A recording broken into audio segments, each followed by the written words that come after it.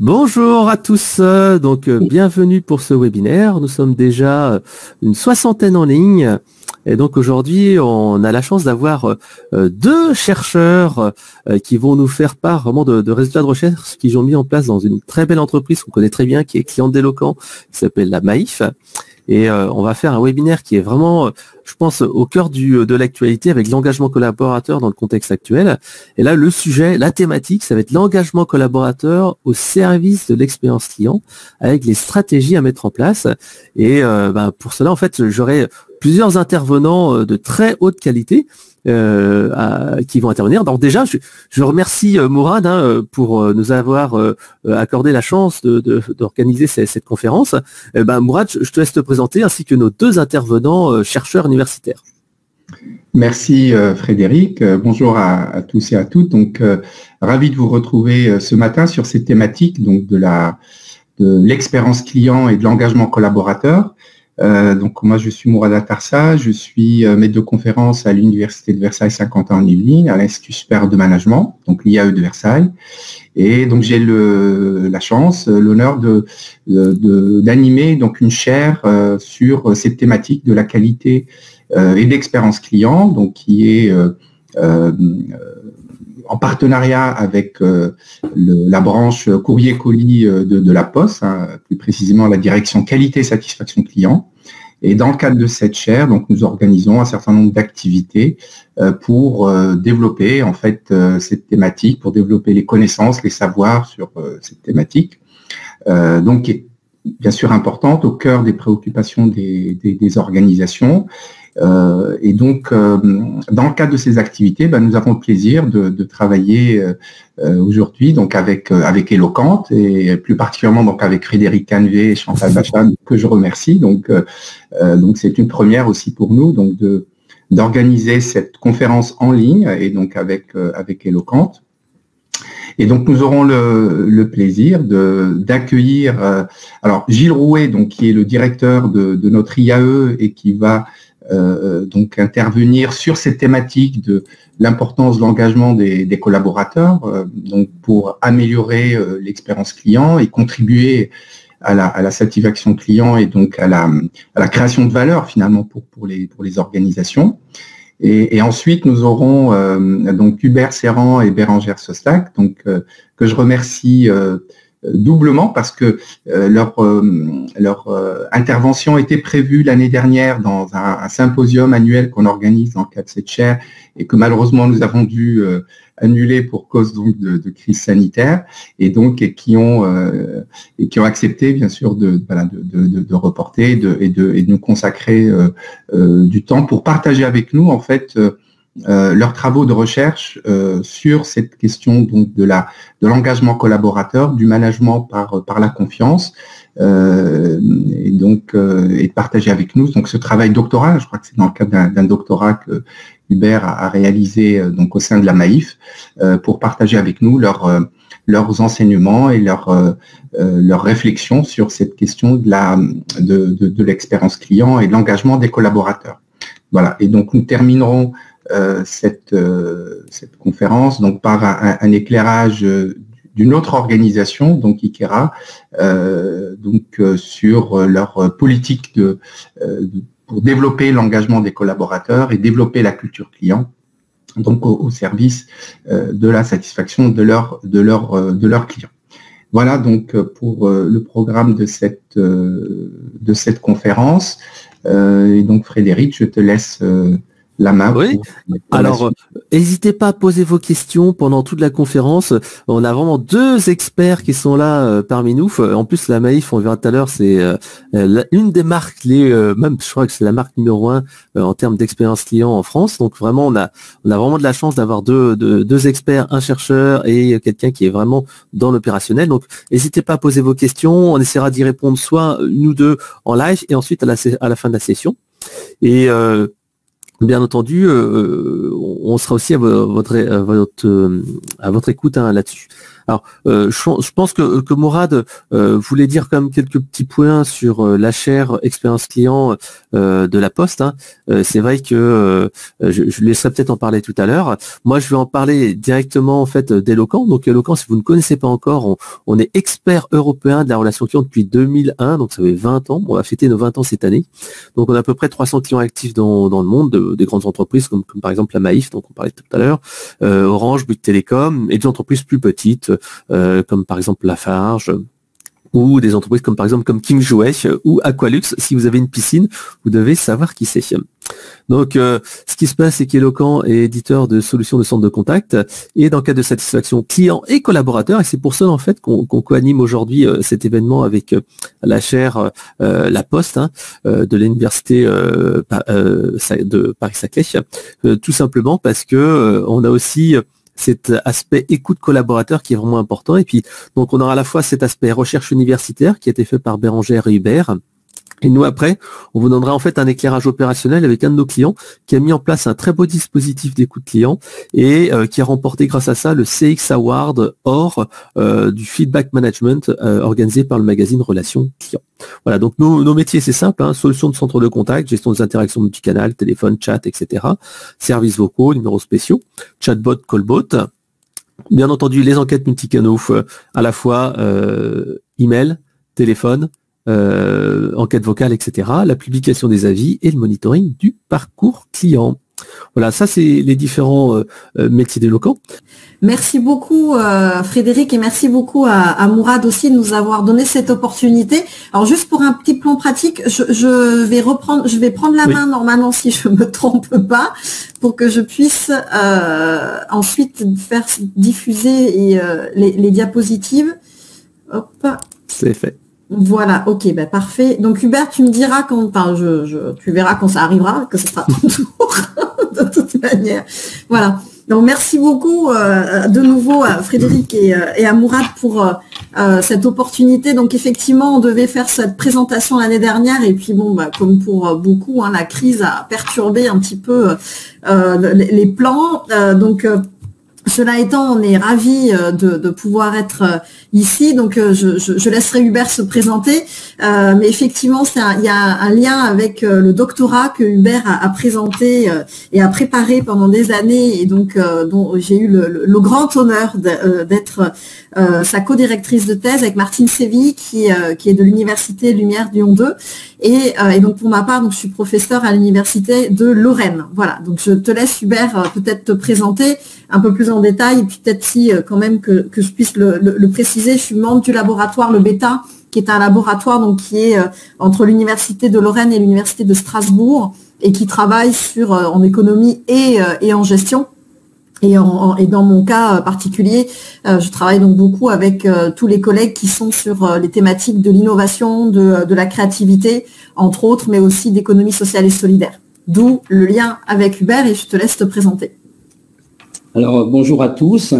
Moi, je m'appelle Hubert Serran, donc je suis retraité d'éducation nationale. J'étais enseignant-formateur, plus spécifiquement en maternelle. Mais depuis pas mal d'années, je suis militant à la Maïf. Et depuis 2019, je suis docteur en sciences de gestion. Et je suis chercheur associé au laboratoire Coectis de l'Université Lyon 2. Alors, mes thématiques de recherche tournent toujours et surtout autour de la gouvernance de l'économie sociale et solidaire, et puis le management des entreprises de l'économie sociale et solidaire. Donc, vous pourrez m'interroger sur ma posture un peu particulière de chercheur, observateur, participant, sur laquelle j'ai déjà réfléchi et j'aurai sûrement des réponses à vous fournir. Voilà, je vais laisser la parole à Bérangère pour la présentation, pour le début de notre présentation. Alors, juste pour peut-être aussi poser le cadre de cette recherche, et c'est important, il me semble, de le mentionner. Donc, effectivement, Hubert a travaillé pendant sa thèse sur la question, entre autres, du management par la confiance. Et c'est suite à des échanges qui sont réguliers, et le cas de la Maïf est tellement source d'inspiration qu'on a plein d'idées qui nous viennent à l'esprit. Et il y en a une idée qui nous a paru comme étant important à regarder, c'était notamment l'impact que pouvait avoir le management par la confiance, donc ce qui se passait au sein de la Maïf, sur l'engagement que les clients pouvaient avoir vis-à-vis de l'organisation et sur la relation client. Donc c'est ce sur quoi il a en partie un petit peu, commencé à travailler pendant sa thèse, et donc nous, on a continué depuis à aller un petit peu plus loin. Mais on tient quand même à préciser l'un comme l'autre qu'on est encore au stade, sur certains points, encore au stade de l'exploration. Vous le verrez ensuite dans les résultats qui seront présentés. Mais en tout cas, on a déjà au moins certaines intuitions et certains points que l'on peut partager avec vous, et on sera ravis justement d'avoir vos retours. Alors, le premier point de départ de la réflexion, le voici. Donc, vous l'aurez compris, on a un travail là qui est orienté sur l'économie sociale et solidaire, puisque la Maïf est une organisation assez emblématique de l'économie sociale et solidaire. Et il nous semble important déjà de préciser le cadre de ce type d'organisation, qui sont atypiques quand même par rapport à la société en général. Alors, il y a généralement 3 grands critères qu'on regarde pour définir ce qu'est une organisation de l'ESS. Premièrement, ces organisations ont un objectif qui est dit social, qu'il va y avoir une volonté claire de pouvoir, en tout cas, répondre à un enjeu social et même sociétal. Le deuxième principe, c'est la gouvernance démocratique. Donc, un homme, une voix.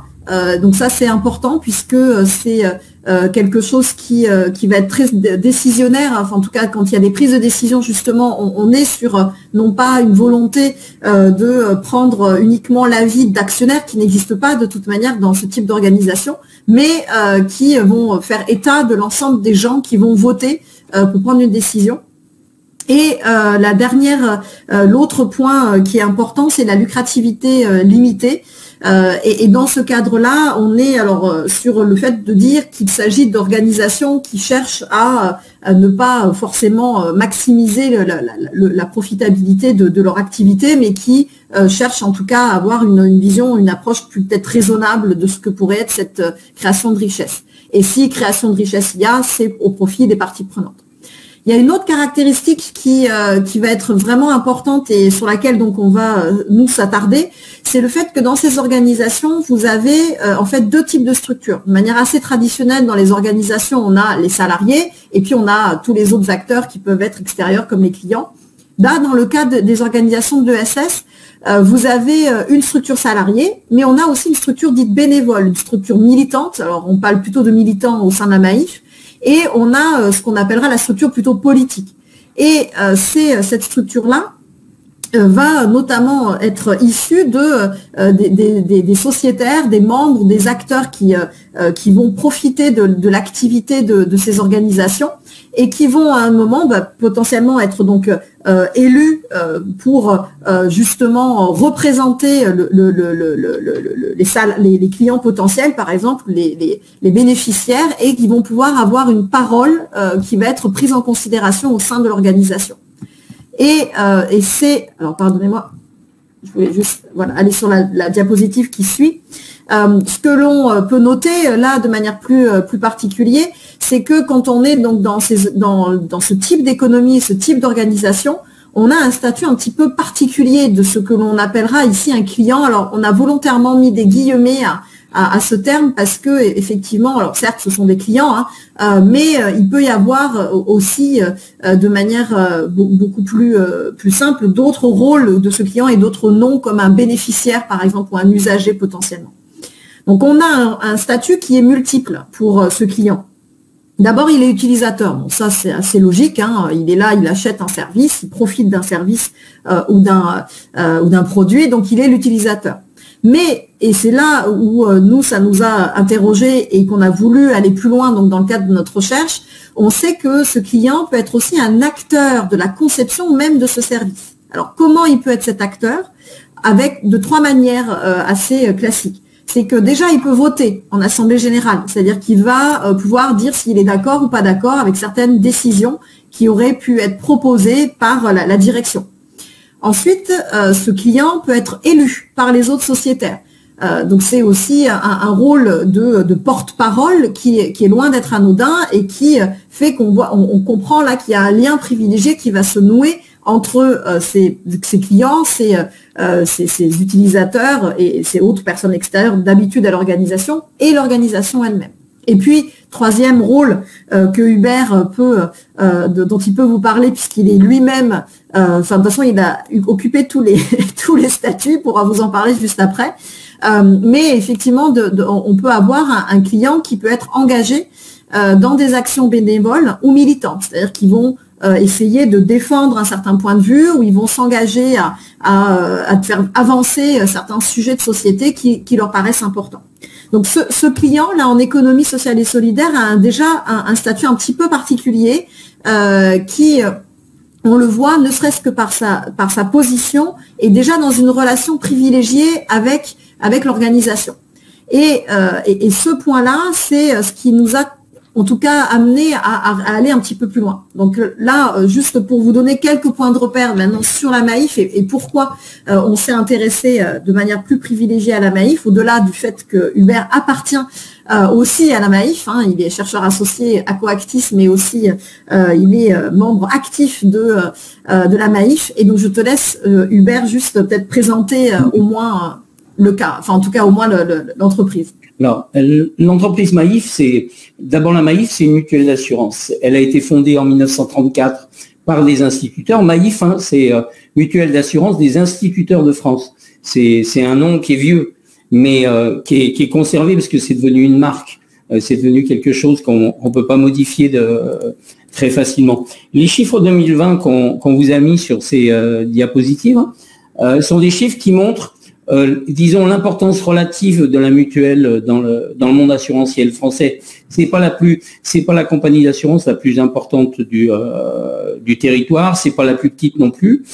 Elle couvre 3 millions de sociétaires, elle a 7500 salariés, un chiffre d'affaires de 3 milliards 69.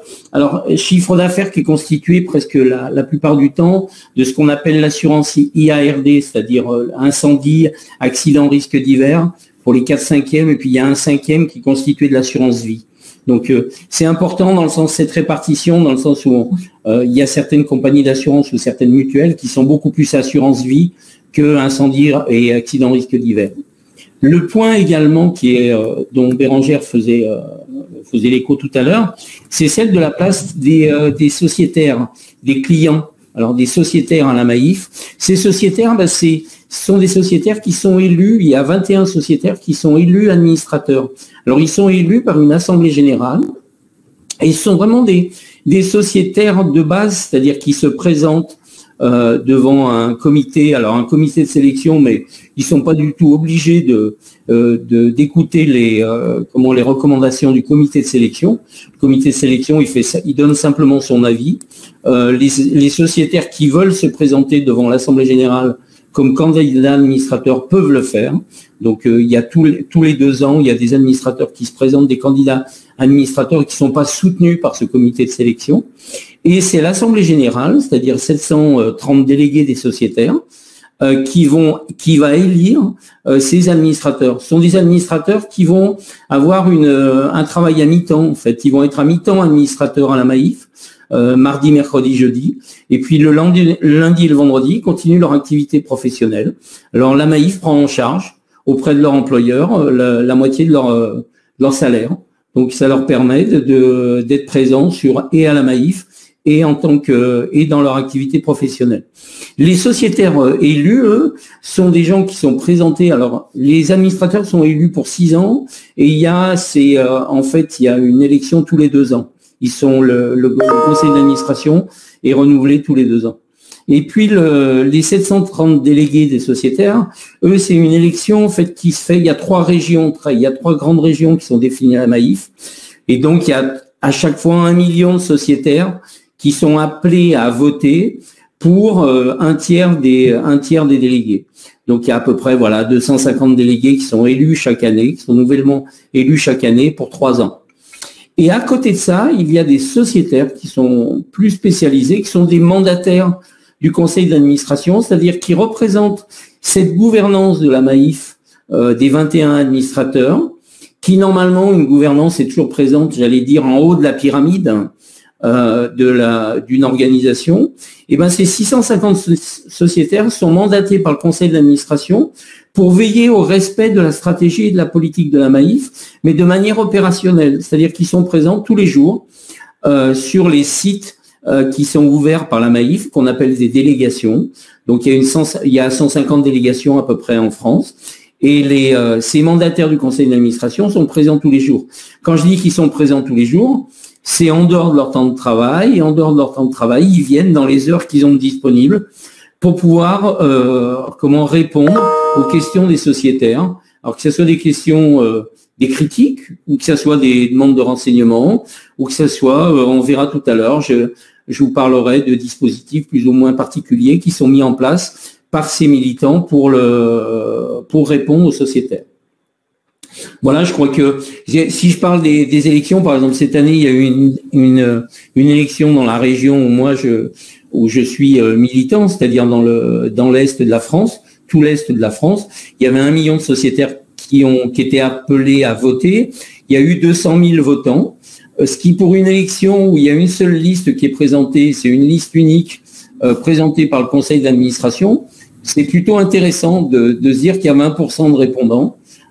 C'est quelque chose dans le cadre d'une relation avec les clients. Il y a 20%, il y a 200 000 personnes qui ont fait l'effort de dire oui à la liste qui était présentée par le conseil d'administration, ce qui démontre en fait un attachement à l'organisation qui va plus loin que simplement la consommation de produits d'assurance.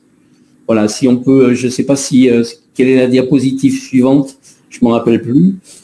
Voilà, alors, juste peut-être pour rebondir sur ce que tu viens de dire, et puis comme ça tu pourras après le développer plus précisément dans le cas de la Maïf, c'est que là, comme Hubert vient de vous l'indiquer, il y a un attachement particulier quelque part que l'on perçoit au niveau de la Maïf entre les sociétaires ou ce qu'on appellera les clients, et qui finalement de manière assez claire, on voit bien qu'il y a une gestion de la relation avec ces sociétaires qui, a priori, semble bien fonctionner. On le verra par la suite, mais effectivement, la Maïf est très très bien classée dans la relation client.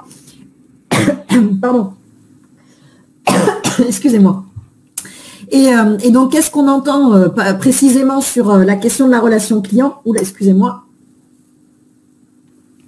Donc, on entend plus précisément, en fait, 3 dimensions qui sont importantes et sur lesquelles on reviendra un petit peu plus loin dans la recherche qu'on a menée, qui est de dire déjà que quand on gère la relation client, l'objectif est évidemment quand même d'améliorer la performance économique de l'organisation. Alors ça, c'est pas une grande surprise, mais il convient quand même de le rappeler. Et donc, ça va passer par 3 grandes modalités. Et donc, il y a d'abord la mise en place de la relation. Il y a ensuite le développement de cette relation, et enfin il y a le maintien de la relation que l'on veut naturellement la plus fructueuse possible avec ses clients. Et donc il y a ces 3 états qui sont évidemment très importants dans cette relation client. Dit autrement, il ne suffit pas de nouer une relation et de mettre en place cette relation puis après de la laisser filer. Et ça, je pense qu'Eloquent pourra revenir peut-être dessus, mais c'est vrai que ça ne suffit pas. Il faut aussi après la développer, la nourrir et surtout la maintenir. Et c'est souvent d'ailleurs une des difficultés, c'est sur le moyen long terme que les enjeux peuvent être les plus forts, parce il va falloir maintenir cette relation malgré tous les événements qui peuvent se passer autour de l'organisation. Et on voit bien, ne serait-ce qu'avec ce que nous vivons tous depuis 1 an, c'est loin d'être évident quand il y a des choses qu'on ne maîtrise pas et qui va convenir en revanche de continuer à développer. Et dans le cas de la Maïf, on vous montrera juste après, c'est justement quelque chose donc qui non seulement elle a réussi donc à maintenir et à développer et à maintenir ses relations fructueuses même en période de Covid par exemple. Et on le verra par la suite lors d'un des résultats qu'on vous rappelle. Donc ça c'est la relation client de manière générale. Et dans le cas de la Maïf, plus précisément, en fait, on comprend que cette relation client est à associer, à articuler à une autre dimension. Et c'est Pascal Demurger qui nous le dit, et je te laisse, Hubert, du coup, l'expliciter. Alors, Pascal Demurger, c'est le directeur général de la Maïf depuis 2009. Et il est à l'origine du côté salarié, c'est-à-dire de la direction générale, à l'origine d'un mouvement qui a commencé à réfléchir à comment faire en sorte que la relation client soit la meilleure possible. Et cette réflexion l'a amené, alors, il a poussé la réflexion au sein de la Maïf et on verra tout à l'heure comment ça s'est décliné. Il l'a fait en compagnie de plusieurs présidents de la Maïf, Roger Belot, puis Dominique Mahé actuellement. Il en a fait un livre. Alors, l'entreprise du 21e siècle sera politique ou ne sera plus. Alors, c'est le livre d'un manager. Hein. C'est vraiment c'est pas le livre c'est pas un manuel scientifique. C'est pas une thèse non plus. C'est vraiment le livre d'un manager qui a des convictions et qui essaye de convaincre et par l'exemple de ses convictions et de la justesse de ses convictions. Et pour lui, une des convictions, c'est vraiment que le fait d'accorder plus de confiance à ses collaborateurs, c'est véritablement faciliter la relation client. C'est la gérer le mieux possible, mais ça passe obligatoirement par la confiance aux collaborateurs. On passe à la suivante. Oui. Et donc, qu'est-ce que c'est le management par la confiance ? Donc, ce sur quoi on va étayer notre propos, c'est de revenir un petit peu plus de manière théorique sur ce qu'on entend par management par la confiance. Donc, il y a certains travaux qui ont été faits. On vous a mis à chaque fois, je ne sais pas, j'ai oublié de le préciser, mais on a mis quelques références académiques régulièrement sur les diapositives. Si des fois c'est quelque chose qui vous intéresse, n'hésitez pas, en tout cas, à nous le mentionner. On pourra toujours vous communiquer le détail des références. Mais pour revenir sur le management par la confiance, il y a quelques travaux qui ont été initiés. Et qui ont été faits, alors notamment par Fabien Blanchot, qui nous explique ce qu'est le mode le management par la confiance, et notamment le fait qu'il s'agit d'un mode de management classique. Alors peut-être que vous avez déjà entendu parler, quand on parle du mode de management un peu coercitif, autoritaire, participatif, etc. Ce sont des modes de management. Et là, on est sur un mode de management qui est particulier, puisqu'il est fondé sur la confiance. On vous dira juste après plus exactement de quoi il s'agit. Mais quand on parle d'un mode de management par la confiance, on est sur quand même quelque chose qui reste à l'heure actuelle considéré comme étant innovant. Et donc à cet égard, nous considérons qu'il s'agit de ce qu'on appelle une innovation dite managériale. Donc c'est pas une innovation d'un nouveau produit ou d'un nouveau service, ça on connaît tous de quoi il s'agit, mais on est sur une nouvelle modalité de manager les gens. Et cela va se traduire par 3 grandes dimensions. D'abord les structures, les pratiques et les techniques. C'est-à-dire qu'on va avoir des modalités particulières et on reviendra plus précisément dans le cas de la Maïf sur ces points-là. Il va y avoir des structures particulières qui vont effectivement témoigner de cet a priori positif qui est donné à l'égard des salariés en particulier. Il y aura des pratiques et aussi des techniques et des outils qui peuvent être mis en place et qui vont vraiment s'appuyer sur ce que l'on vous indique ici sur la diapositive, qu'il y a un a priori positif de confiance à l'égard des salariés, mais qu'il y a également une grande autonomie qui est donnée aux salariés avec ce qui va de pair, enfin en tout cas l'impact que cela a, c'est le contrôle réduit. Donc quand on parle de management, vous avez généralement les 4 processus qu'on vous a mis là en parenthèse, qui sont d'une part la finalisation, l'organisation, l'animation et d'autre part le contrôle que l'on met un petit peu en bout de chaîne. Et ces 4 processus-là de management sont vus de manière un petit peu particulière quand on est en management par la confiance, puisqu'on va avoir cet a priori positif sur les salariés. Alors, cet a priori, attention, il n'est pas à voir uniquement comme étant quelque chose qui serait, je sais pas, une sorte de bienveillance générale ou quelque chose où enfin ça peut être le cas, et fort heureusement c'est aussi le cas dans un grand nombre d'entreprises. Mais en fait, il y a quand même 2 dimensions dans cette approche de ce qu'on peut appeler la confiance, qui peut être effectivement plutôt affective, où on va ici mettre l'accent sur, effectivement, on a une ouverture d'esprit, on a une volonté, une disponibilité qui est beaucoup plus apportée aux salariés, mais on a aussi une dimension qui est calculée. C'est-à-dire qu'on peut très bien aussi se dire, je mets en place un mode de management par la confiance parce que j'ai bien conscience, par un calcul, que j'ai tout intérêt à le faire. C'est pas parce que je suis bienveillant que je le fais, entre guillemets. Après, évidemment, là, je suis un petit peu caricatural dans mon propos, parce que la réalité, elle est souvent beaucoup plus nuancée, et c'est un maillage des deux, souvent, que l'on peut observer. Et donc, on va avoir effectivement cette double dimension qui va être importante et qui va avoir un impact sur la manière dont on va gérer l'organisation. Donc ça, c'est tout ce qui va nous amener en fait à la question que l'on s'est posée et qui donc a donné naissance ensuite à la recherche que nous sommes en train de mener. Alors, vous m'excusez, j'habite à côté d'une église et donc l'église sonne pour le moment, ça va s'arrêter. Alors, la question qu'on s'est posée, la voici. Alors, on vous l'a représentée de manière un petit peu visuelle pour vous aider à saisir notre raisonnement. C'est que on s'est dit, voilà, si on met un management par la confiance dans une organisation, donc on est au sein de l'organisation, on est avec nos collaborateurs, quel peut être l'impact que cela peut avoir sur la relation client, donc sur la création de la relation, son développement et son maintien. Donc là, les 3 dimensions dont on parlait tout à l'heure. Et notre questionnement, on l'a formulé comme suit: quel est l'impact d'un management par la confiance vu comme une innovation managériale sur la relation client dans une organisation de l'ESS telle que la Maïf?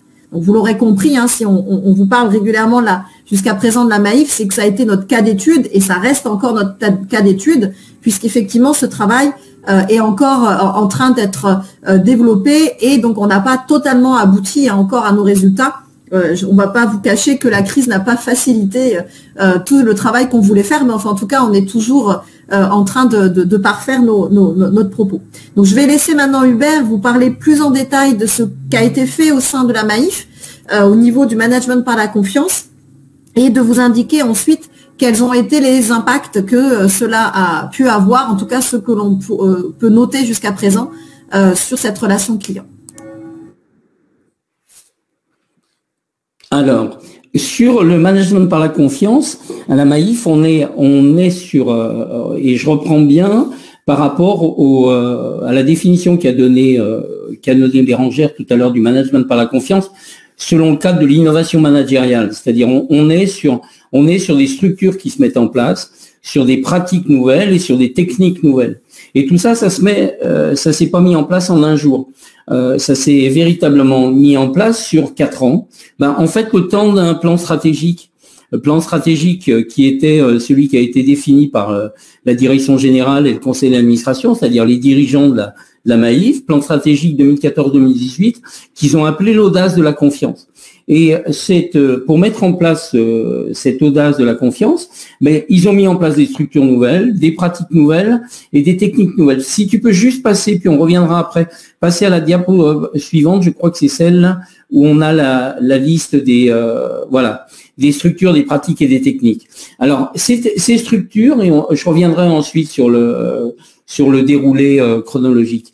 Et ces structures, TCAP, par exemple, c'est une cellule d'accompagnement. Alors, la Maïf a décidé en 2014 de mettre en place une cellule d'accompagnement totalement dédiée à cette thématique de la confiance. C'est-à-dire, c'est une cellule qui était constituée de volontaires salariés de la Maïf, qui avait pour tâche de coordonner, de fluidifier tout ce qui peut avoir trait à la déclinaison du plan stratégique audace de la confiance. C'est-à-dire, c'était vers elle que tous les salariés de l'entreprise se tournaient lorsqu'ils avaient des questions d'organisation ou des questionnements autour de tout ce qui se mettait en place sur le thème de la confiance.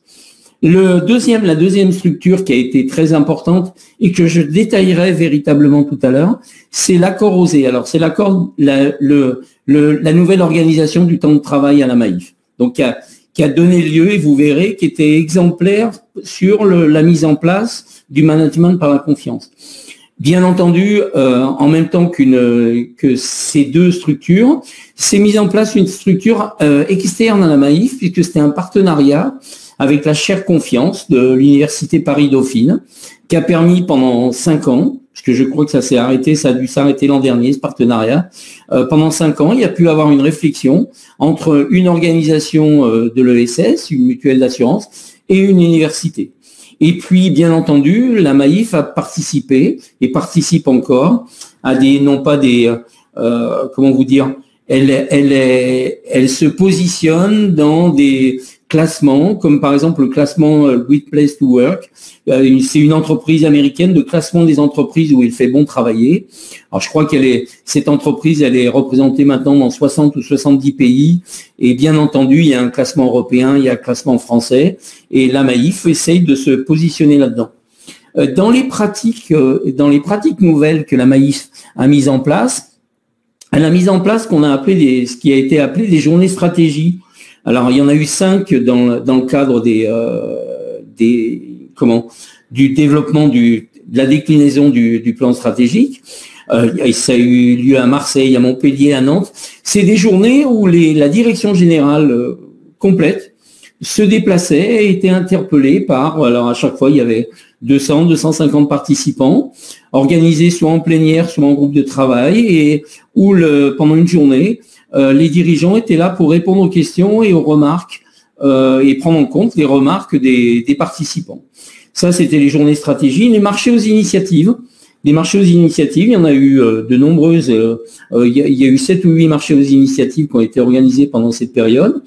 Et c'était des activités, c'est 20 personnes. C'est en fait une vingtaine d'ateliers qui se réunissent où c'est des gens qui vont faire des propositions d'innovation dans le cadre de leur métier. Il va y avoir des visiteurs qui vont adhérer, qui vont acheter ces propositions, ces innovations, et qui vont revenir dans leur service, dans leur activité, et qui vont essayer de les mettre en place, et qui ensuite diront si ça fonctionne, si ça fonctionne pas. Ça, c'est une façon de pratiquer l'assurance ou de pratiquer les activités au travail qui était innovante.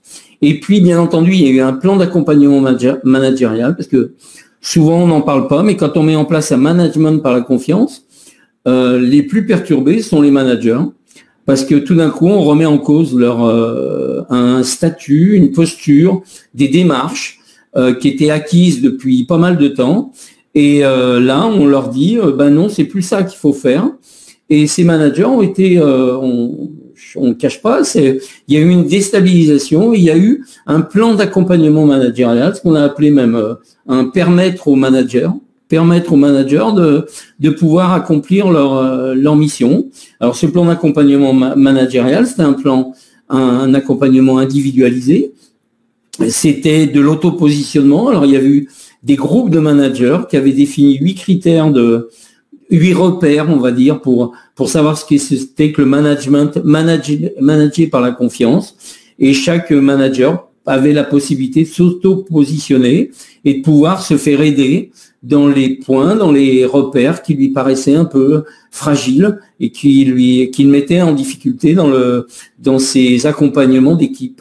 Et puis, il y a des techniques. Alors, les techniques, le lab agilité, technique d'animation de groupe, on va dire, d'animation d'équipe. Des gens viennent avec des questions. Et puis, il y a une équipe intermédiaire qui organise la rencontre entre ceux qui questionnent et ceux qui sont concernés par cette question et qui peuvent amener des réponses. Et c'est quelque chose qui permet d'avoir des réponses qui sont adaptées aux usagers même des questions. Et on est bien en train de parler d'activités salariées, d'activités dans le cadre du travail. Et c'est véritablement, ça permet d'avoir des réponses complètement, j'allais dire, contextualisées au site et à l'entreprise dans laquelle on est. Et puis, il y a des explorations qui ont été mises en place. Alors, des explorations, il fallait que les gens qui étaient volontaires pour aller dans d'autres entreprises qui elles-mêmes étaient volontaires pour accueillir des salariés Maïf, pour voir comment on était managé, comment le travail s'organisait dans ces autres entreprises. Et ces explorations ont permis, je crois qu'il y a 250 personnes qui ont pu aller, 250 salariés et militants, qu'on peut aller voir dans d'autres entreprises, comment le salarié, comment le bénévole était considéré. Bénévole, si dans les entreprises où ils allaient, il y en avait, mais il n'y en avait pas obligatoirement, parce qu'il y avait beaucoup d'entreprises qui n'avaient que des salariés. Comment il a été géré, comment il était managé, comment l'organisation mettait en place de nouveaux processus et choses comme ça. Donc on peut revenir au déroulé à la slide précédente, diapositive précédente, s'il te plaît, Bérangère, voilà. Donc vous voyez, tout ça s'est fait sur 4 ans avec, alors c'est encadré bien entendu par en septembre 2014 la création de ce TCAP, de cette cellule qui est importante. parce que c'est elle qui va permettre d'être, ça va être le point de rendez-vous, en fait, de tous les gens qui vont s'interroger sur comment on met en place un management par la confiance. Ça va être le rendez-vous des journées stratégie avant qu'elles se le mettent en place. Ça va être le rendez-vous des groupes qui vont organiser le marché aux initiatives avant qu'ils se mettent en place ou pendant qu'ils se mettent en place. Et puis, bien entendu, quand le management par la confiance, quand l'équipe des dirigeants, quand les dirigeants de la Maïf vont estimer que on est arrivé au bout du plan stratégique et au bout de cette démarche de mise en place d'un management par la confiance, eh ben c'est la fin de cette cellule. C'était en fin décembre 2017. Elle s'est arrêtée. Et les salariés qui en faisaient partie sont retournés dans leur service précédent et ont pu développer d'autres activités. Bien entendu, vous voyez qu'il y a eu à chaque fois des lancements. Alors bien sûr, lancement des explorations, lancement des marchés aux initiatives, lancement des dispositifs de l'agilité.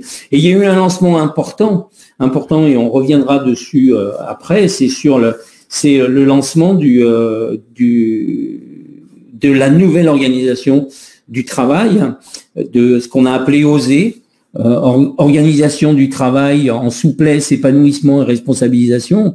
Donc il y a toujours des acronymes à la Maïf. La Maïf est une entreprise d'acronymes. Et ce lancement est important dans le sens où il a été précédé quand même de quelque chose qui est assez particulier, c'est-à-dire d'une entente entre toutes les organisations représentatives du personnel et de la direction générale pour dénoncer les conventions collectives qui étaient en cours à la Maïf à l'époque, et en confiance dire on dénonce pendant 1 an et demi, puisque c'est le délai légal avant qui suit la dénonciation d'une convention collective. On reste 18 mois et la direction générale promet, et les organisations représentatives du personnel ont confiance, elle promet qu'il n'y aura pas de détérioration de la condition de l'organisation du travail. Et au bout de 18 mois, à la fin des discussions, alors d'abord on s'entend sur un déroulé des opérations. Et en juillet 2017, il y a eu une signature par l'ensemble des organisations représentatives du personnel de cet accord d'organisation du travail.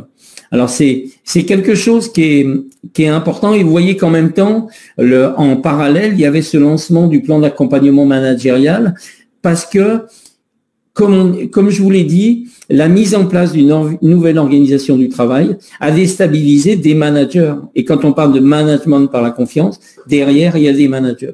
Et ces managers, obligatoirement, il fallait les accompagner. Et l'accompagnement des managers a commencé en novembre 2017. Et vous voyez qu'il ne s'est pas terminé en 2017. Il a commencé en novembre 2016, et il ne s'est pas terminé en 2017. Il se poursuit parce qu'il y a toujours besoin d'un accompagnement.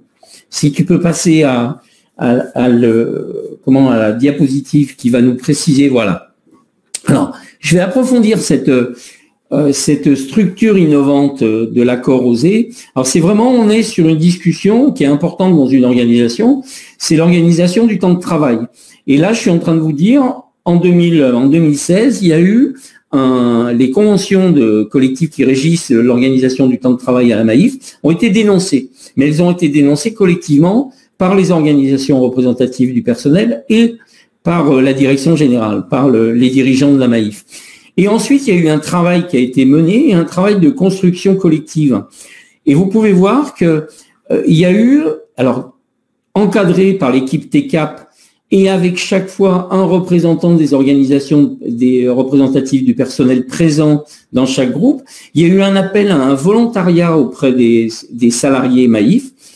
C'est à peu près 7500 salariés, vous voyez, 1400 volontaires. Il y a eu 731 collaborateurs qui ont été choisis. Alors, ils ont été choisis par un groupe de travail issu de TCAP et issu également de différents services avec des salariés qui ont voulu que ces collaborateurs soient le plus représentatifs de toute la diversité des salariés de la Maïf. Ça a donné 69 groupes de travail qui ont travaillé 3 journées entières.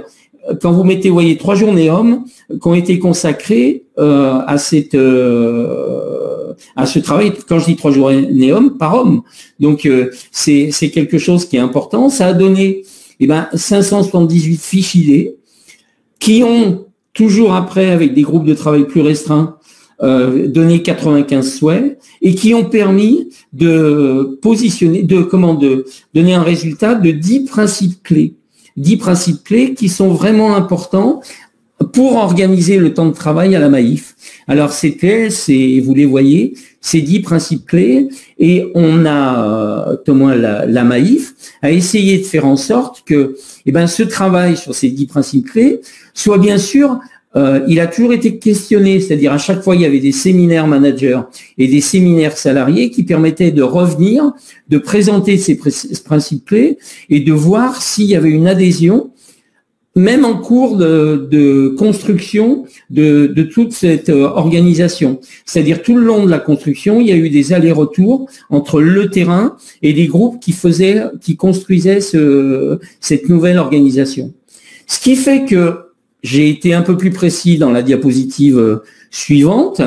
Pour vous donner une idée, avant l'accord, avant la nouvelle organisation, j'ai repris quelques points qui sont dans les principes clés, mais qui permettent aussi d'avoir un regard, on verra, sur la relation client. Avant l'accord, le télétravail, par exemple. Le télétravail est soumis à des conditions qui sont assez, j'allais dire, strictes. Ça dépend du nombre d'enfants, ça dépend de son éloignement de son domicile par rapport à son lieu de travail, ça dépend de son ancienneté, ça dépend de son service, ça dépend de beaucoup de choses.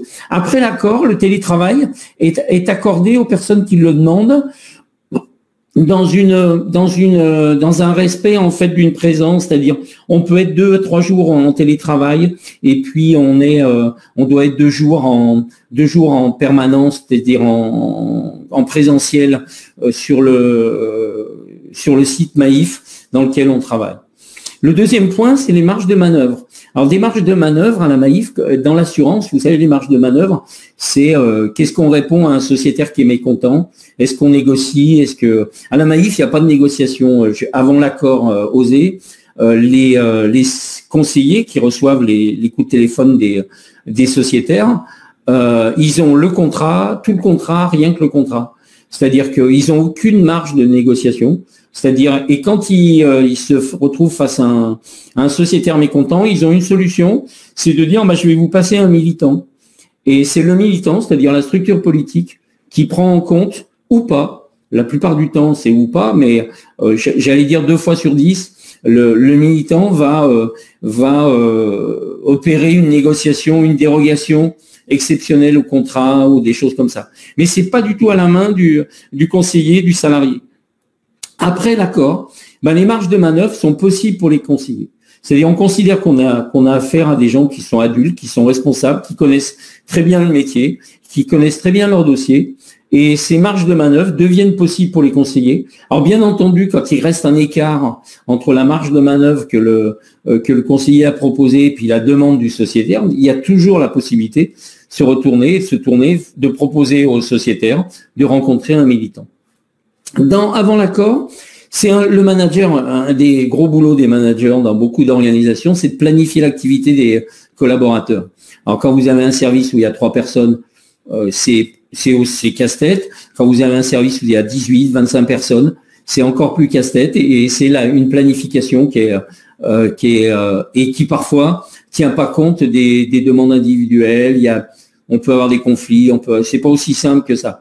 Après l'accord, il y a un collectif en fait. Dans chaque service, les conseillers, ils organisent collectivement leur temps de travail, mais ça va loin. C'est-à-dire, il y a véritablement, il y a aussi la prise en compte du choix individuel. C'est-à-dire, si vraiment une semaine un conseiller a besoin d'un rendez-vous particulier, il se positionne pas en tant que travail. Il a même pas à justifier pourquoi il sera pas là, il sera pas là. Et simplement, il y a une prévision, il y a une planification qui est collective, et bien entendu, il n'y a pas de surprise, puisqu'il y aura quelqu'un qui sera présent.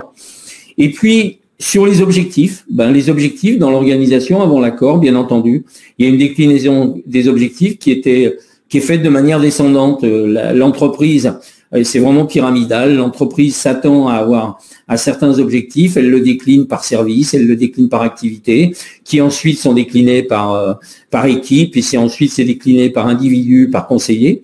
Après l'accord, il y a un retournement, il y a une inversion de la déclinaison des objectifs. Et ben c'est ascendant, c'est-à-dire les objectifs sont proposés par les équipes. On estime que les équipes connaissent très bien leur terrain et qu'elles peuvent proposer ce qu'elles peuvent obtenir.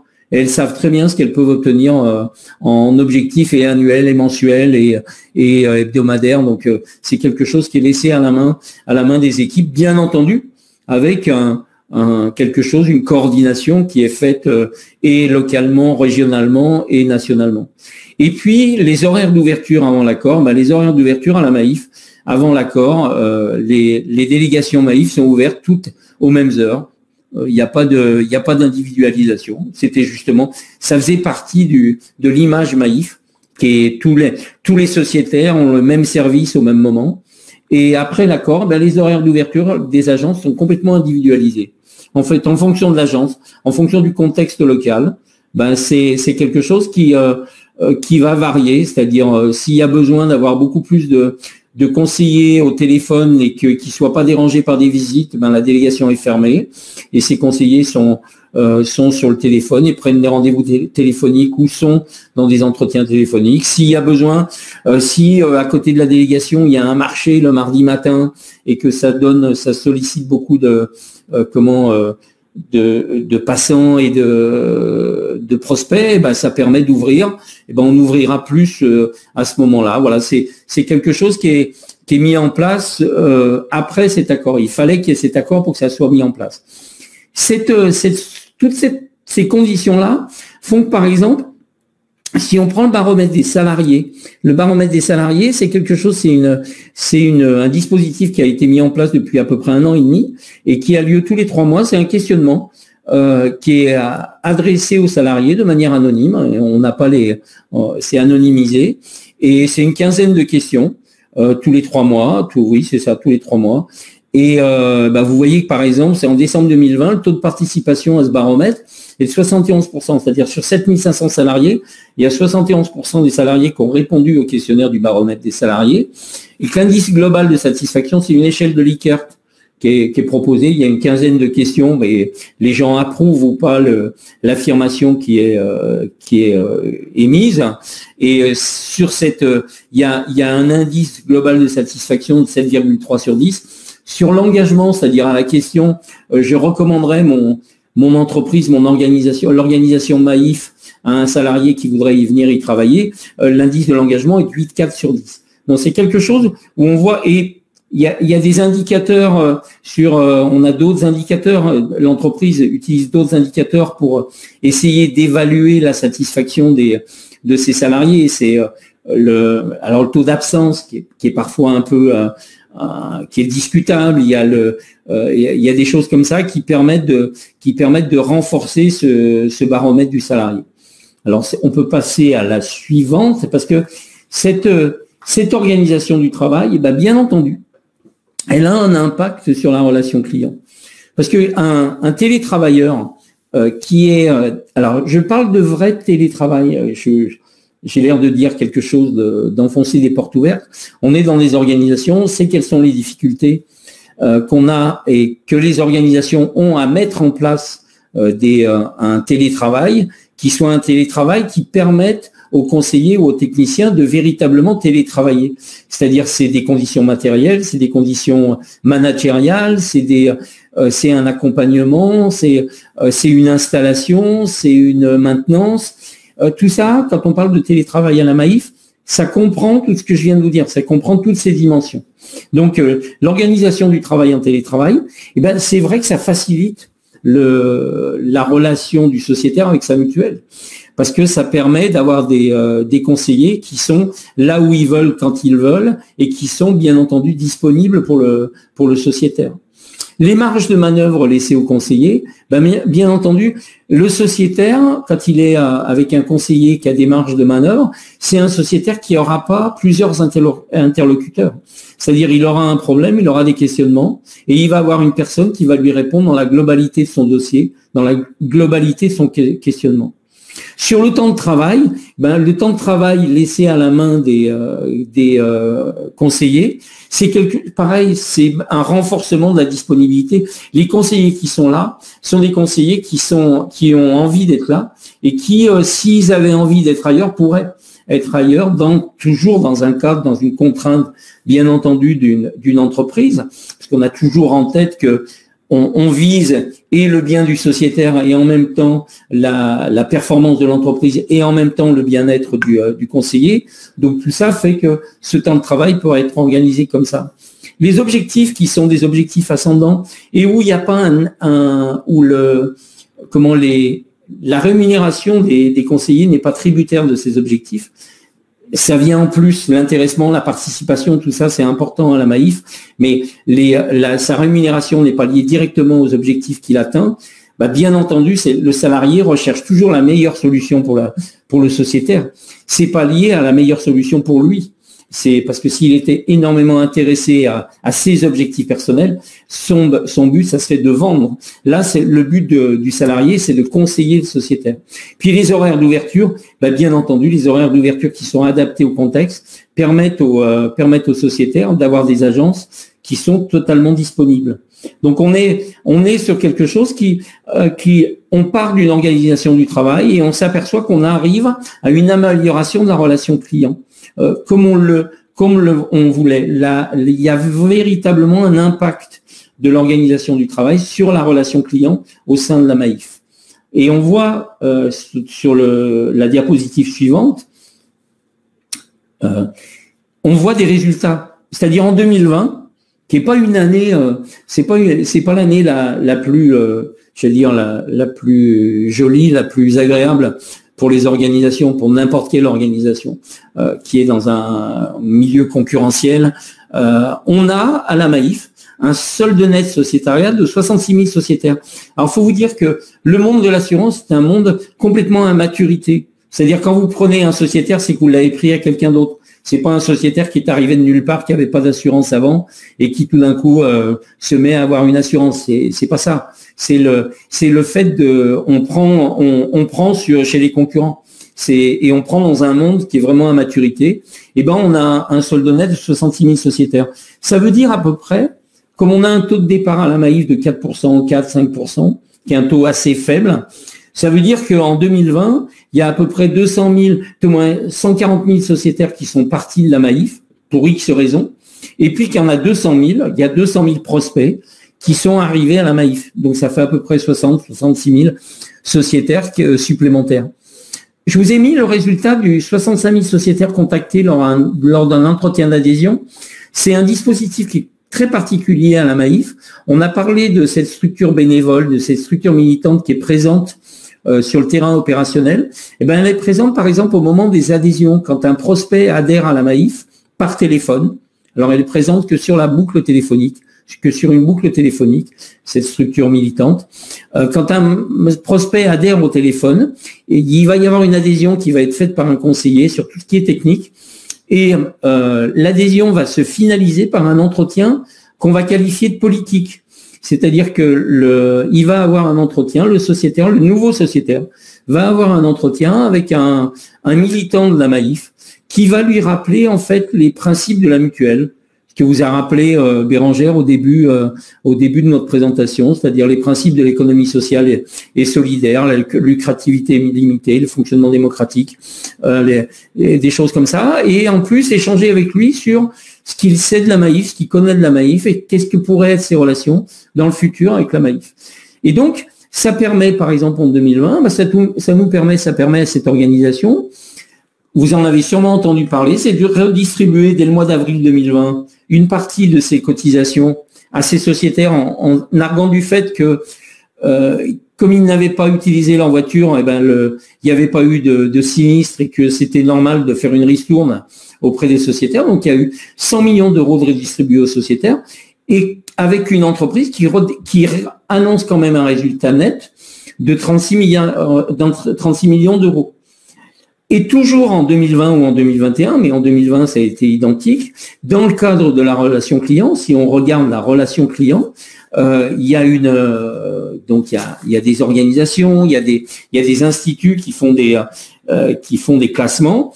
Et la Maïf, pour la 17e année consécutive, elle est numéro 1 de la relation client dans le secteur, dans la catégorie assurance, et elle est aussi numéro 1, toutes catégories confondues, pour la relation client. Donc je veux dire, c'est quelque chose qui nous paraît important. C'est un constat. On ne sait pas en tant que chercheur si c'est lié à tout ce que je viens de vous dire, mais il nous semble que ça en participe de la même manière que d'autres organisations ont fait une recherche sur les entreprises innovantes, les entreprises qui inspirantes, et la Maïf, jusqu'à présent, c'était Amazon qui était toujours en tête de de ces entreprises inspirantes. Et en 2021, c'est la Maïf qui devient l'entreprise inspirante numéro 1 en France. Donc voilà, c'est des repères plus que des résultats que je vous donne. Et je vais laisser la parole à Bérangère. Merci beaucoup Hubert pour ta présentation et surtout ta connaissance du terrain que je n'ai pas aussi fine que toi. Donc comme tu viens de l'indiquer en fait et qu'il n'y ait pas d'ambiguïté sur notre propos, on est effectivement toujours en cours de recherche. En revanche, on a commencé déjà grâce aux données collectées et à l'analyse du terrain. On a quand même pu tirer quelques leçons en fait de cette exploration, et donc il y en a deux sur lesquelles on aimerait donc terminer notre présentation, et puis après ça sera le moment de pouvoir peut-être échanger ou d'avoir aussi vos retours sur notre proposition.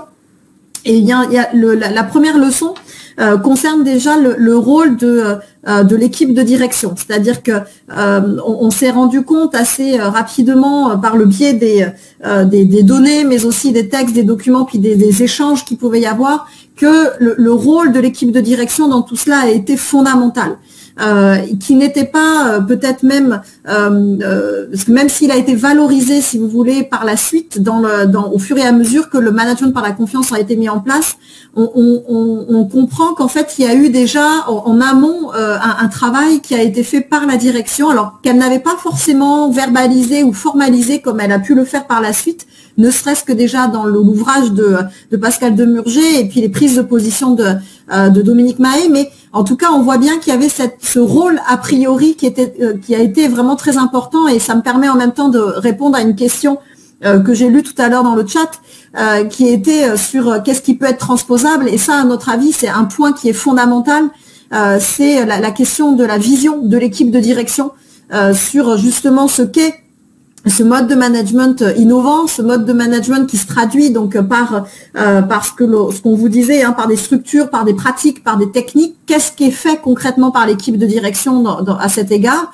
et comment est-ce que c'est vu derrière comme ayant un impact sur la relation client. La deuxième leçon, et sur laquelle on voulait peut-être rebondir aussi, c'était sur cette question de l'engagement des salariés et des militants. Alors, sur la question de l'engagement, j'allais dire que dans la mesure où des militants sont militants, eh bien effectivement c'est évidemment important qu'ils soient engagés, sinon ils ne seraient pas militants, on le comprend bien. Mais il y a quand même cette notion d'engagement aussi de la part des salariés qui va être très important. Et dans les chiffres que tout à l'heure Hubert mentionnait, qui était le baromètre des salariés, donc c'est pas le NPS, pour quelqu'un qui a fait une remarque, c'est pas du tout le NPS dont on parlait, mais le baromètre au niveau des salariés, on n'est pas au niveau des clients. Et bien effectivement, il y a eu un engagement qui a été très fort de la part des salariés dans les dispositifs qui ont été mis en place. Et tout cela nous amène, pour terminer, à quelques éléments de discussion et de perspective que l'on souhaite poursuivre. Et évidemment, si vous avez des suggestions ou des choses qui vous viennent à l'esprit, compte tenu de votre propre expérience, nous en serions ravis de pouvoir le prendre en considération. Donc, vous vous souvenez du petit schéma qu'on vous a présenté tout à l'heure sur la question de recherche. En fait, là, ce que l'on a voulu mettre, et c'est ce qui est en bleu, hein, ça fait écho à ce que je viens de vous mentionner juste précédemment, eh bien, c'est peut-être d'être beaucoup plus fin dans ce que l'on peut dire, c'est-à-dire que est-ce que le management par la confiance a un impact sur la relation client, donc sur la création, son développement et son maintien? De ce qu'on constate, oui, ça a un impact, mais il y a quand même des conditions qu'il faut certainement rajouter et qu'il faut prendre en considération.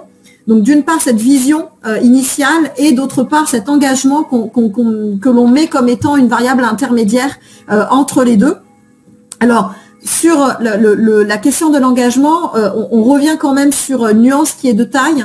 C'est que on peut être engagé, vous savez, pour son travail, comme on peut être engagé pour son organisation, ou on peut être engagé pour les deux.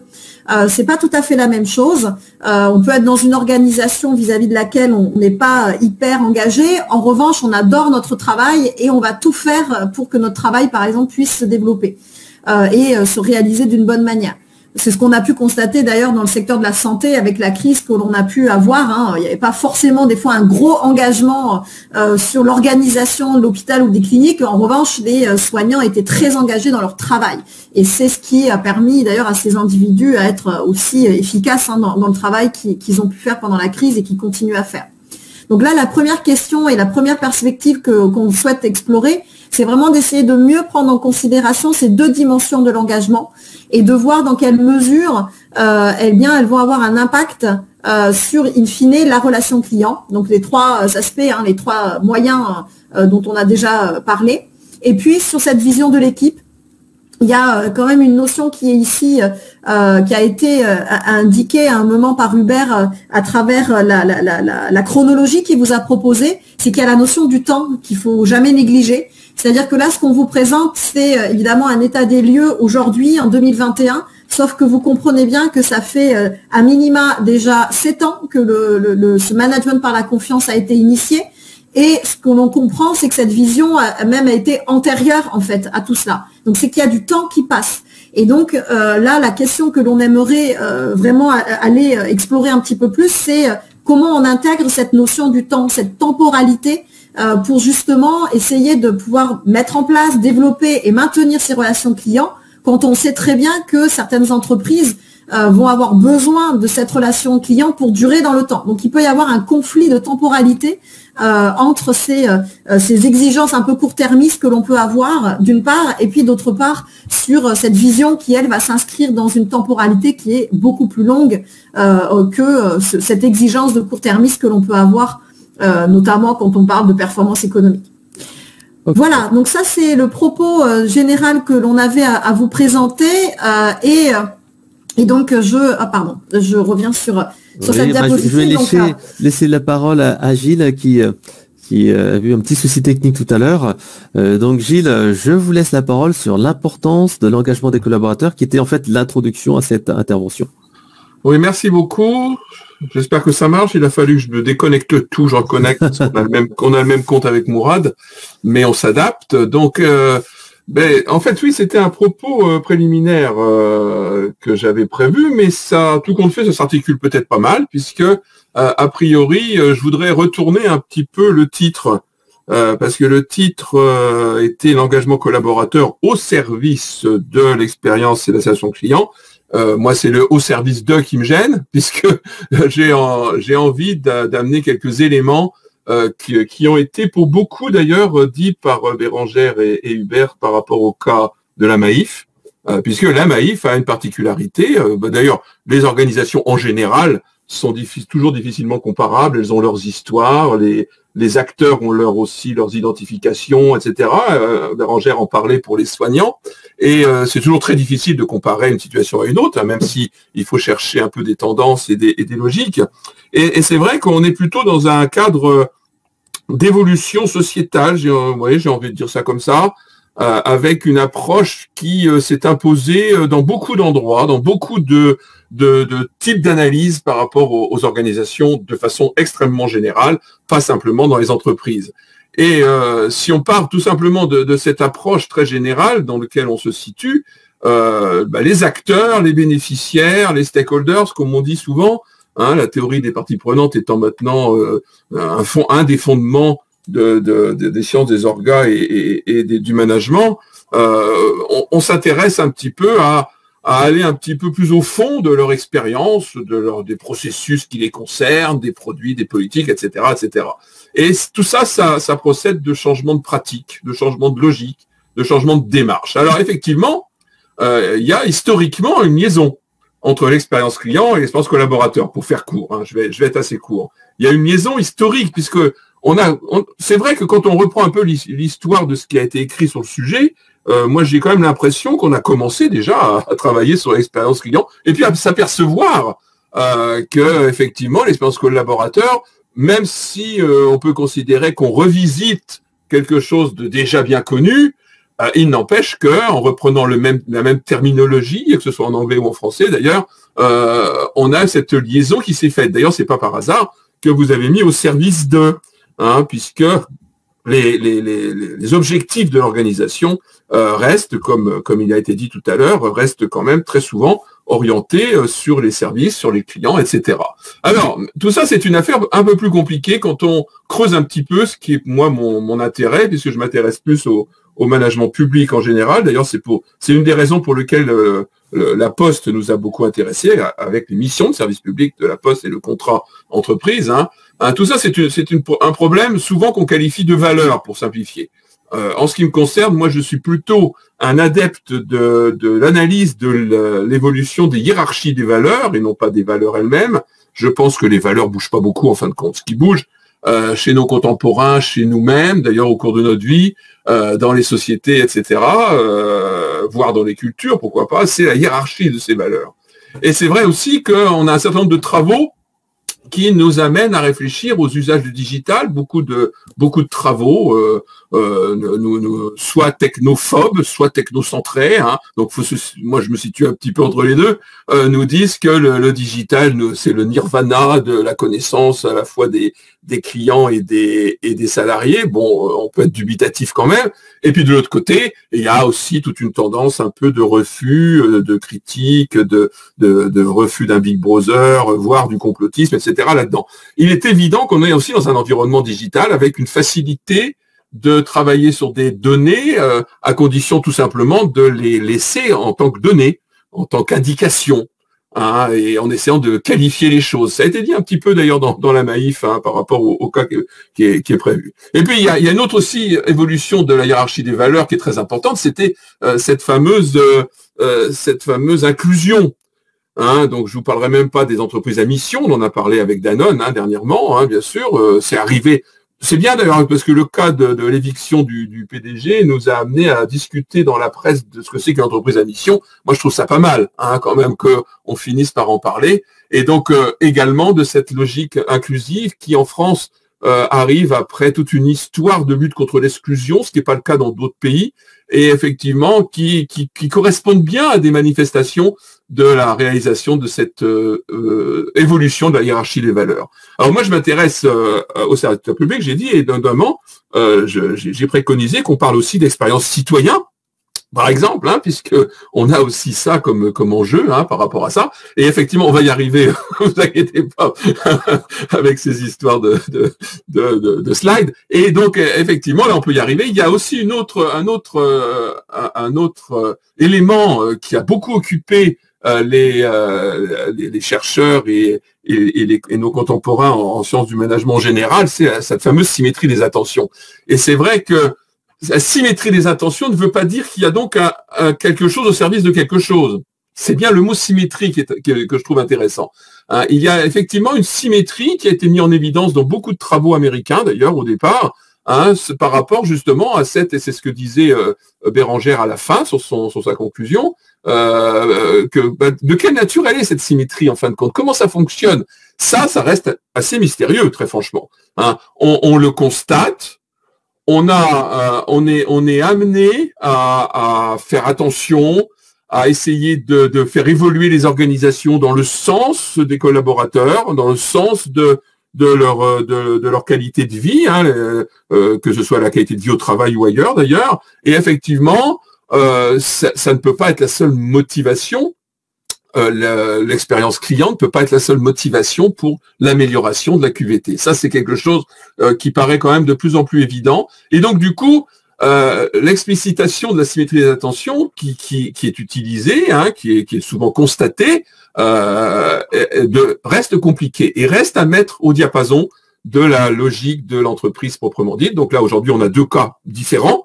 Hein, et dans chacun des cas, il y a bien une articulation. Hein, on a parlé des sociétaires à la Maïf, c'est quand même très spécialisé, hein, très spécifique par rapport à ça, et par rapport justement à la façon dont les acteurs se coordonnent les uns des autres, existent les uns des autres dans leur mission, dans leur identification professionnelle. C'est ce qui a été dit sur le secteur de la santé. On pourrait le dire aussi sur les profs, hein, parce que dans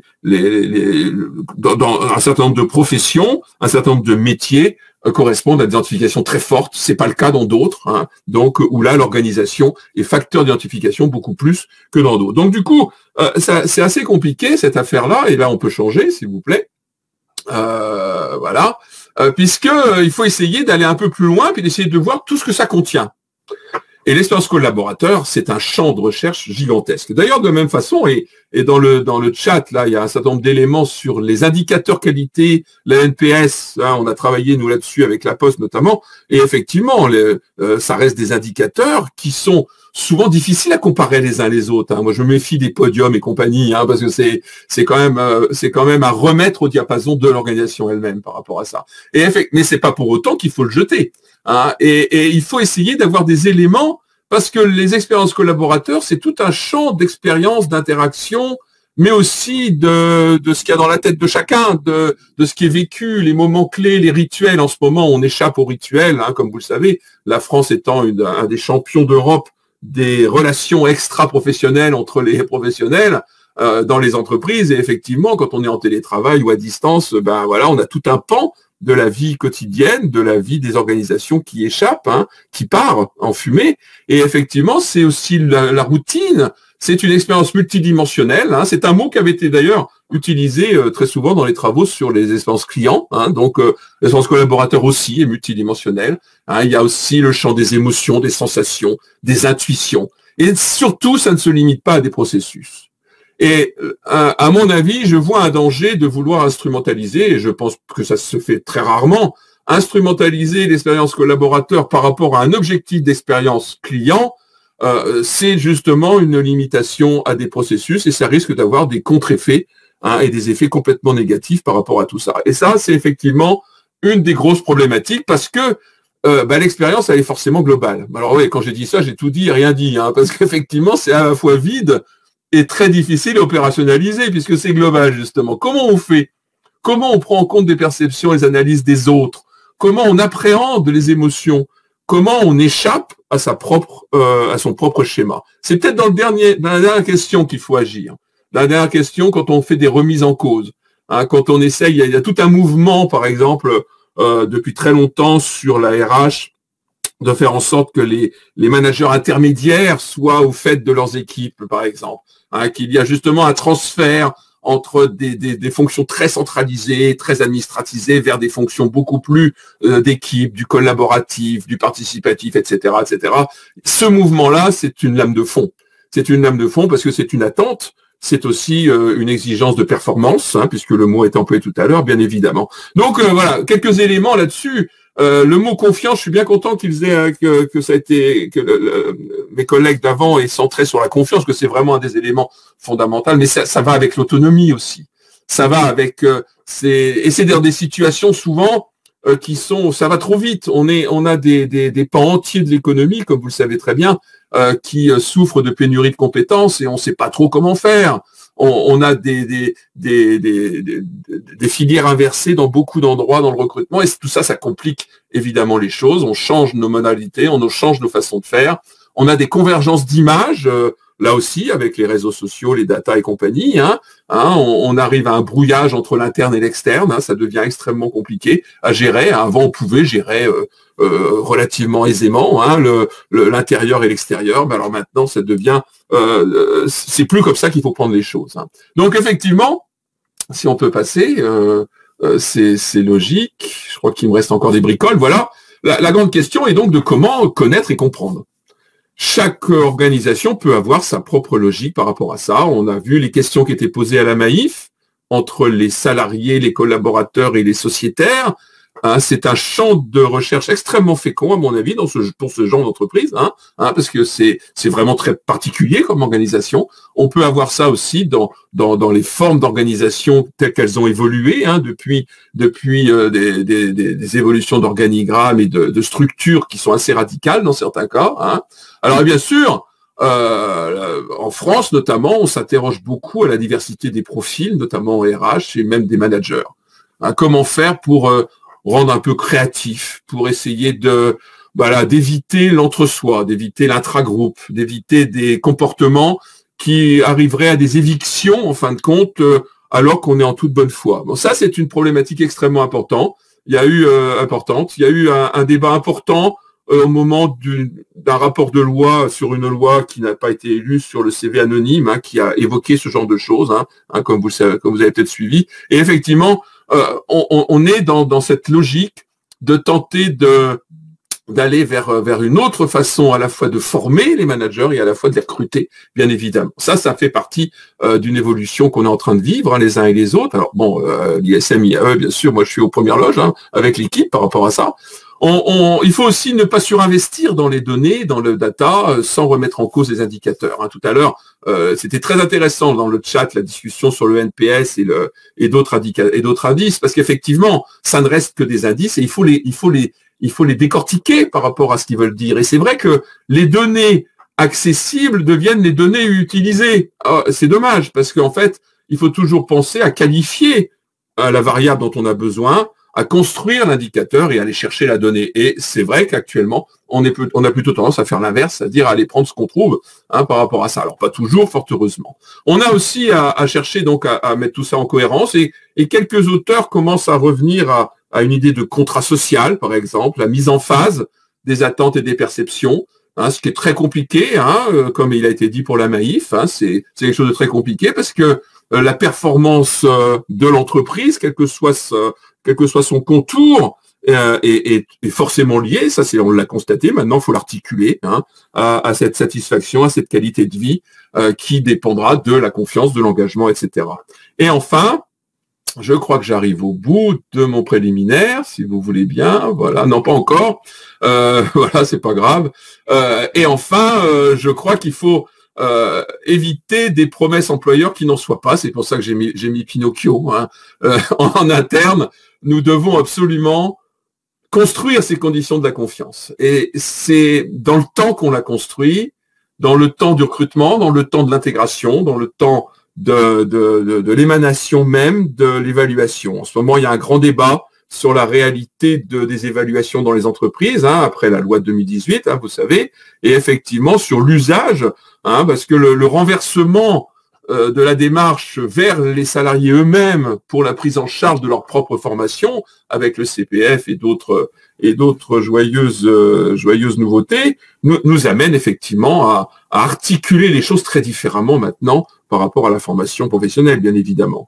Et la promesse employeur, c'est quoi? C'est une promesse de satisfaction, mais c'est une promesse de satisfaction dans un cadre performant, bien évidemment, qui va se nourrir les uns des autres. Donc voilà, mon propos préliminaire, c'était plutôt dans ce sens-là, de vous dire que au service d'eux me gêne beaucoup, parce que c'est une articulation qu'il faut trouver entre les deux logiques, et dépasser même le monde des collaborateurs, puisque ce sont tous les acteurs de l'organisation, même ceux qui sont indirects, même ceux qui sont lointains, les voisins, etc. Donc c'est tout ça qu'il faut prendre en compte. Et c'est ça qui est à la fois compliqué, mais qu'à la fois un enjeu et un challenge qui est tout à fait passionnant. Voilà, merci beaucoup en tout cas pour cette journée. Merci à vous. Pour ce point de vue qui était vraiment très intéressant. Ce que je vous propose, c'est que on finisse avec le petit point pratique sur le cas client. En fait, là, on a vu un cas de la Maïf, qui est une entreprise un peu particulière parce qu'elle est centrée sur des sociétaires avec un fort engagement. Là, maintenant, je voulais vous mettre en perspective un client tout à fait traditionnel et qui a mis en place une politique justement d'engagement collaborateur qui est assez exemplaire sur le marché. Alors, je vous présente en quelques mots Ikera.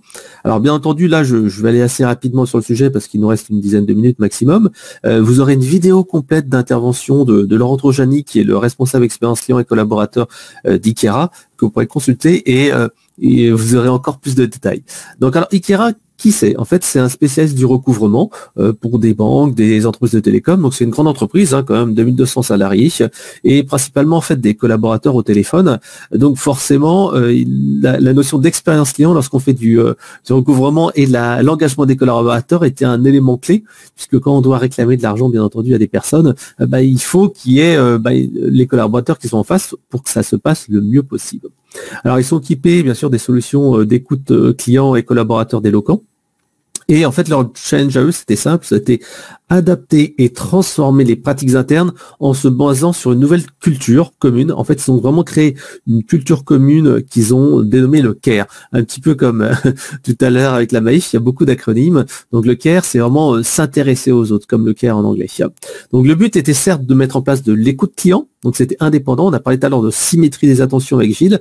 Donc il y a vraiment écoute client, mais aussi collaborateurs, parce que comme je vous le disais, ils sont véritablement au cœur du service, puisqu'ils sont en première ligne avec les débiteurs au téléphone pour savoir qu'est-ce qui s'est passé avec un problème de facture impayée, etc. Et ils ont parfois à gérer des situations difficiles, avec des clients qui sont en situation délicate. Et à ce moment-là, il faut pas juste réclamer de l'argent. Il y avait véritablement une analyse de la situation, trouver des solutions, avoir de l'écoute. Et c'est comme ça, en fait, qu'on arrive à ne pas détériorer, en fait, la relation client. Et donc, en fait, pour mettre à bien cette philosophie, ils ont mis en place le programme CARE. C'était le but de faire du recouvrement en préservant la relation client dans un moment qui est parfois un peu compliqué. Donc, le but, c'était d'améliorer la satisfaction des débiteurs et des donneurs d'ordre. Les donneurs d'ordre, ce sont les banques, les entreprises de télécom, parce que le but, certes, c'est de recouvrer de l'argent, mais de garder aussi ses clients, de ne pas les faire partir avec un recouvrement qui soit trop agressif. Le but est de rechercher une solution de paiement adaptée qui soit commune, qui soit acceptable pour toutes les deux parties. Donc forcément, pour avoir des collaborateurs qui font des recouvrements toute la journée, l'objectif c'était également de renaître du sens à leur métier. Vous savez comme moi que le métier de téléconseiller, agent, est un métier qui n'est pas forcément très valorisant et qui est un peu compliqué. Donc le but c'était de redonner du sens et leur dire voilà, vous allez véritablement aider les gens et leur donner des solutions pour les aider à sortir en fait d'une situation délicate. Donc ils ont mis en place justement une culture client basée sur l'écoute des clients et la bienveillance en interne à la fois, mais également en externe. Et c'est ça qui est assez intéressant parce qu'ils ont mené de front ces deux situations. Le but, en fait, était véritablement de placer l'entreprise dans une philosophie globale qui est l'écoute et la bienveillance à la fois en interne et en externe. Bien sûr, en interne, c'est auprès des salariés, savoir comment ça se passe, etc. Mais également en externe, auprès des clients pour faire du recouvrement éthique, entre guillemets. Donc, plus qu'un programme, c'est vrai que Laurent Trojani dit toujours, c'est une philosophie, c'est une véritable philosophie. Et ça a entraîné en fait un changement à la fois au niveau organisationnel, mais également des processus internes. Alors, au niveau de l'organisation globale, ils ont mis en fait une direction entre guillemets humaine qui s'appelle talent et engagement. Cette direction en fait regroupe de manière assez originale les fonctions RH, expérience client, communication, services généraux et RSE. Donc en fait, c'est une direction à la fois qui est expérience client et expérience collaborateur qui permet en fait de faire en sorte que les synergies soient beaucoup plus faciles. Si c'est la même personne qui s'occupe des collaborateurs et des clients, on arrive à avoir beaucoup plus de cohérence, beaucoup plus d'écoute et beaucoup plus d'humain. Déjà, ça c'est une première chose, ce qu'on ne rencontre pas toujours dans les entreprises parce que selon la direction de l'expérience client est un petit peu séparée de direction des ressources humaines. Premier point de cette démarche-là, il y a forcément l'écoute client. L'écoute client, c'est des enquêtes de satisfaction et forcément, c'est d'avoir l'écoute du client et le remonté du client pour savoir quelle était la satisfaction perçue. Donc, le but, c'était d'optimiser les solutions d'encaissement, corriger l'insatisfaction, s'il y avait quelqu'un qui était très mécontent, un rappel, etc. Identifier les points noirs du parcours client, éventuellement remonter ces données-là aux donneurs d'ordre, maîtriser le risque d'image, forcément, quand les gens ne sont pas contents, ils vont aller se plaindre parfois sur les réseaux sociaux, et valoriser la voix du client, en mettant en fait la voix du client au cœur de l'entreprise. Je vous montrerai des illustrations juste après, mais par exemple, il y avait un mur des verbatim, il y a l'évolution des formations, c'est-à-dire que les remontées des clients sur le la perception du service, ce qu'ils ont mis, les mots, les termes, les vocabulaires, la manière dont ils ont été traités, ont été prises en compte pour revoir les formations. Les formations ont été totalement revues à partir des remontées des analyses d'enquête de satisfaction, d'analyse sémantique, ce qui a permis d'avoir un vocabulaire, une orientation qui était beaucoup plus orientée client. On était vraiment au cœur du client et c'est tout de suite différent de dire, voilà, il y a un client qui doit 10 000 euros à un client qui était dans une situation difficile, qui avait perdu son travail, etc., etc. Et c'est comme ça d'humaniser la relation client.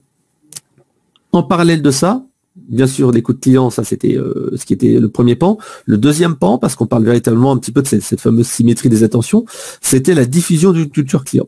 Et la diffusion d'une culture client s'est fait avec une organisation spécifique. Donc tout d'abord, des relais ambassadeurs CARE dans tous les sites du groupe. Alors les ambassadeurs CARE, c'est justement les personnes qui sont là pour diffuser cette fameuse philosophie CARE, client et interne. Et donc, dans les 13 sites, il y avait donc un ambassadeur qui était lié là-dessus, donc les groupes CARE. Et vous verrez, on a une vidéo où ils expliquent justement ces différents ambassadeurs, que ce soit dans la comptabilité, que ce soit dans les ressources humaines, que ce soit dans les centres d'appel, etc. Ils ont également fait des évaluations sur la qualité du service délivré par les conseillers sur des indicateurs différents. C'est-à-dire que généralement, dans une enquête de satisfaction post-appel, qu'est-ce qu'on va faire? On va demander est-ce que vous êtes satisfait, est-ce que ça s'est bien passé, etc. Là, en fait, ils ont mis en place d'autres indicateurs tels que la courtoisie. Est-ce que le conseiller était courtois, puisque c'était une valeur qu'il voulait donner en fait aux clients. Donc, indicateur sur la courtoisie de l'appel, l'écoute du collaborateur, donc c'est pas un collaborateur qui va juste demander du recouvrement, il va véritablement faire de l'écoute. La solution adaptée, est-ce que la solution adaptée a été vraiment proposée, est-ce qu'une solution convient? Le but étant de faire progresser les collaborateurs sur ces valeurs-là pour justement avoir une philosophie d'écoute et de bienveillance à la fois client, mais également collaborateur. Il y a bien sûr, on a dit tout à l'heure, l'importance de l'implication de la direction avec une gouvernance au niveau du CODIR et avec un transfert en fait des données de la base vers la direction, avec par exemple la sélection des meilleurs verbatim du trimestre par le PDG du groupe, qui ensuite est diffusée à l'ensemble en fait des collaborateurs. Et bien entendu, de la formation à la culture client qui ont été faites par les équipes de Laurent Trojani et du coaching individuel pour justement faire progresser les équipes, puisque c'est pas facile de faire passer d'une culture recouvrement classique à une culture véritablement d'écoute, de courtoisie, de bienveillance, de solutions adaptées. Ensuite, ils ont travaillé sur les collaborateurs, comme on le disait, c'est bien de prendre soin des clients, mais c'est également intéressant de prendre soin des collaborateurs et de les mettre au cœur de la satisfaction client. Donc, il y a des baromètres réguliers, ce qu'ils appellent en fait, par exemple, les pulses. Lors en fait du Covid, il y a eu des enquêtes régulières qui ont été poussées auprès des collaborateurs en télétravail pour savoir comment ça se passait pour eux, est-ce qu'ils étaient en bonne condition de travail, et si jamais ça ne se passait pas mal, à ce moment-là, en fait, ils pouvaient avoir de l'écoute et des personnes qui sont là pour les aider. Donc, pour mesurer le moral, à voir s'il y a des attentes techniques, comme je disais tout à l'heure, on parlait de télétravail, est-ce qu'ils ont de bon matériel, etc., etc., et faire des suggestions. Ils ont également mis en place un dispositif qui est assez intéressant et assez original, qui est mis en place sur tout le parcours collaborateur. Le but, en fait, c'est d'améliorer l'accompagnement, à la fois en termes des candidats. Tout à l'heure, j'ai vu dans le chat, il y avait une question qui était posée sur le trou noir quand on pose une candidature à la Maïf. Là, en fait, justement, il y a mis en place un accompagnement avec une mesure de la satisfaction des candidats. L'onboarding, c'est quand un nouveau candidat arrive dans le centre de contact, parce qu'on sait très bien que c'est une population qui a beaucoup de turnover, etc. Donc, savoir comment ça se passe, les accompagner au départ, parce qu'on sait que c'est une période très sensible et que la personne peut très rapidement partir de l'entreprise si ça ne se passe pas bien. Ils ont également des enquêtes pulse, justement, sur le moral, sur les attentes des collaborateurs au niveau du trimestre, et bien entendu, une enquête annuelle sur la confidence, la stratégie d'entreprise, ce que l'on voit un peu partout dans les entreprises. Et enfin, dans le cadre, en fait, d'un départ, aussi une enquête off-boarding pour savoir pourquoi la personne est partie, qu'est-ce qui s'est passé, est-ce qu'il y a des choses à améliorer, chose qu'on ne voit pas tout le temps en fait dans les entreprises, c'est parfois juste fait par la RH, mais là il y a véritablement une systématisation. Enfin, on a parlé de ce fameux enquête miroir, et donc il y a une enquête miroir entre les clients et les collaborateurs sur le parcours client pour voir en fait les dissonances. Quand le collaborateur pense qu'il fait un bon travail et les clients disent bah non ça va pas. Au contraire, quand le collaborateur se retrouve à un moment où il n'est pas très à l'aise alors que le client lui demande beaucoup de choses, ou à un moment donné où les gens ne sont pas forcément en phase. Donc ça permet vraiment d'améliorer le parcours client collaborateur. Alors, l'engagement se fait de plusieurs manières, par exemple via de la gamification, des animations plateaux. Ici, vous avez des illustrations où en fait, il y a des challenges qui sont menés régulièrement avec bien sûr ces fameux critères de courtoisie, d'écoute et de propositions adaptées tous les mois en fait dans les centres de contact. Là, en fait, il y a dans un de leurs centres de contact avec des affichages vidéo, avec ici des flash challenges qui sont mis régulièrement en place. Cette communication est également diffusée de manière régulière et permanente dans toute l'entreprise. Vous voyez, vous avez des murs des verbatims, vous avez des indicateurs. Ici, par exemple, plus 13 points, 60%, etc., etc. Dans toutes les salles de réunion ici et même accrochés au mur, vous avez ces cadres qui indiquent voilà où ils en sont, les progressions. Et ça permet de renforcer cette fameuse culture client et de montrer que c'est pas juste des paroles en l'air, mais c'est véritablement une décision d'entreprise. Alors les résultats, vous allez me dire, ils sont simples. La première chose, c'est tout simplement qu'ils ont réussi à mettre en place un positionnement unique face à leurs concurrents qui sont uniquement pur recouvrement. Là, c'est vraiment un recouvrement en préservant la relation client. Deuxième chose, ils ont une reconnaissance. Ils ont eu le feedback lors du CX Paris par le magazine Relations Clients Magazine, donc montrant que ce dispositif est vraiment innovant. Une satisfaction en hausse, 6 points en un an, alors qu'en fait, ce sont vraiment des clients qui sont en recouvrement. Donc, c'est vraiment quelque chose qui est des clients qui sont parfois en situation difficile. Une application des collaborateurs qui ont été renforcées, qui ont été mesurées par les différentes enquêtes dont je vous ai parlé précédemment, et une valorisation du métier qui s'est manifestée par une réduction du turnover, puisqu'en fait, le taux de départ des nouveaux conseillers, des conseillers, a été réduit. Donc, si vous voulez en savoir plus, vous avez ici une vidéo que je vous pourrai récupérer et vous verrez le détail de cette intervention. Alors, on a un peu dépassé le timing. Donc, en conclusion, ce que je voulais vous dire, alors je ne sais pas si Mourad, tu as réussi à te reconnecter. Ce qu'il fallait retenir, c'est l'engagement que des collaborateurs, c'est bien sûr une condition pour que l'expérience client supérieure arrive, puisque dans une entreprise de service, souvent, en fait, l'expérience client passe les collaborateurs et ça doit être mené par une stratégie, une impulsion de la direction. Le management par la confiance permet d'avoir des collaborateurs beaucoup plus engagés. On l'a vu chez Ikea, on l'a vu à la Maïf, et le management est vraiment essentiel, et le management intermédiaire aussi, puisqu'en fait c'est pas tout d'avoir une direction qui dit qu'il faut faire ça. Les managers changent de posture, ont parfois des difficultés, il faut aussi les accompagner. Et n'oubliez pas d'écouter aussi et d'accompagner vos collaborateurs avec des enquêtes régulières, comme on l'a vu, ce dispositif hyper complet d'Ikea avec l'onboarding, les candidats, l'offboarding, les enquêtes trimestrielles, etc., qui sont un modèle à suivre selon moi. Alors, ce que je vous propose, c'est que on va passer dans quelques minutes à une petite session questions-réponses assez rapide, puisqu'on a dépassé un petit peu le timing. Donc, les prochains événements, si vous souhaitez nous suivre, pour Eloquent, le 6 mai au matin, on se verra avec l'entreprise Consorente qui expliquera comment avoir des collaborateurs engagés au centre de contact. Donc là, justement, c'est l'animation des collaborateurs au centre de contact. On parlera d'expérience client avec Dalkia lors du CX Paris. On parlera aussi de développer une démarche expérience client et de culture client avec Bouygues Télécom Entreprise, et on se retrouve si possible au salon stratégique client en physique le 22 et 24 juin. Donc Mourad n'étant pas connecté, je vais parler à sa place sur la chaire expérience, la chaire La Poste de l'université Paris-Saclay. Donc vous pourrez retrouver toutes les actualités avec les prochaines conférences d'universitaires ou d'entreprises témoins sur leur site internet ism-iae.uvsq.fr, événements et publications. Vous recevrez bien sûr le lien. Et si vous souhaitez adhérer à la chaire ou contribuer à ces activités, vous avez aussi le lien qui est juste là sous vos yeux. Alors, on va peut-être essayer de prendre 2-3 questions en une petite dizaine de minutes maximum. Donc, je ne sais pas si Bérangère et Hubert, voilà, parfait, vous êtes là.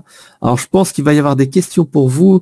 Bérangère, je te laisse aller peut-être dans l'onglet favoris et prendre une des questions. Et ensuite, moi, j'en prendrai une aussi. Et je laisserai soit Hubert, soit toi y répondre. Alors, je vais peut-être réagir. On a échangé un petit peu pour certains. Moi, j'imagine que vous avez vu aussi dans le chat. Il y a une chose qu'on voulait peut-être repréciser, c'est qu'effectivement le cas de la Maïf est atypique. On en a bien conscience puisque comme plusieurs l'ont mentionné, dans il y a, on va dire, un terreau favorable, on va dire ça comme ça. Pour autant, il y avait pas cette mise en place très opérationnelle sur toutes les dimensions. Et c'est en cela que le cas de la Maïf nous paraît nous intéressant parce que en gros c'est un peu ce que disait Frédéric tout à l'heure, c'est-à-dire que le blabla entre guillemets, le discours, ça suffit pas. Il faut derrière, il faut qu'il y ait une opérationnalisation, il faut qu'il y ait des choses concrètes qui soient mises en œuvre. Et c'est ce qui a été mis en place depuis maintenant 2014 à peu près. Hubert, tu peux peut-être compléter, mais voilà, il y a quand même une différence entre, oui, il y a une culture qui avait l'air plutôt favorable à cela, mais avec une culture qui était aussi centrée beaucoup sur les instituteurs et sur la population des profs. Gilles parlait tout à l'heure du fait qu'on ait une communauté à part, et c'est vrai, on va pas vous dire le contraire. Il y a une sorte d'esprit entre nous qui est particulier, celui des profs, voilà. Et on est très engagé généralement vis-à-vis de notre travail. Voilà. Mais donc de fait, c'est vrai que dans le cas de la Maïf, il y a eu cette ouverture quand même du sociétariat qui n'était pas uniquement centrée sur les profs, qui quand même a modifié pas mal de choses au sein de l'organisation, et qui donc a nécessité de mettre beaucoup plus l'accent de manière opérationnelle sur des aspects du management par la confiance. Après, peut-être pour répondre sur un point qui a été mentionné, effectivement, c'est important qu'il y ait nous on souhaite aller évidemment plus loin dans le travail qui a été fait, et on prend le cas, nous, comme étant une manière d'explorer quelque chose qui a été fait, mais qui n'est, pour l'instant, qui n'est pas stabilisé avec des mesures et de manière assez étendue. Ça n'a pas été pleinement fait. En tout cas, dans le cas de l'ESS, ça n'a pas été fait. Donc, c'est ce qu'on souhaiterait aller étudier plus en détail. Hubert, je ne sais pas si tu voulais compléter ou Frédéric. Non, j'ai pas grand-chose à compléter. J'ai quand même à relativiser cette idée de terreau favorable ou complètement favorable. L'organisation Maïf est une organisation, c'est jusque dans les années 2000, 2005, 2010, je vais dire, c'est une assurance, c'est une compagnie d'assurance, que ça soit pour les... Alors, il y a peu de sociétaires qui savent qu'ils sont dans une mutuelle, d'abord, jusque dans ces années-là, et puis il y a peu de salariés qui savent également qu'ils sont salariés d'une mutuelle et qui savent ce que signifie le mot mutuelle, l'économie sociale. Il y a véritablement... les gens viennent parce qu'ils ont besoin d'un travail et ils sont... c'est plutôt pas mal de venir travailler à la mutuelle Maïf. Mais je suis pas convaincu par cette remarque sur ce terreau favorable. Avant 2010, il y a énormément de jours de grève à la Maïf. Avant 2010, il y a énormément de contestations par les organisations représentatives du personnel sur l'organisation du temps de travail. Avant 2010, avant ces années-là, il y a véritablement une organisation qui est classique du monde de l'assurance.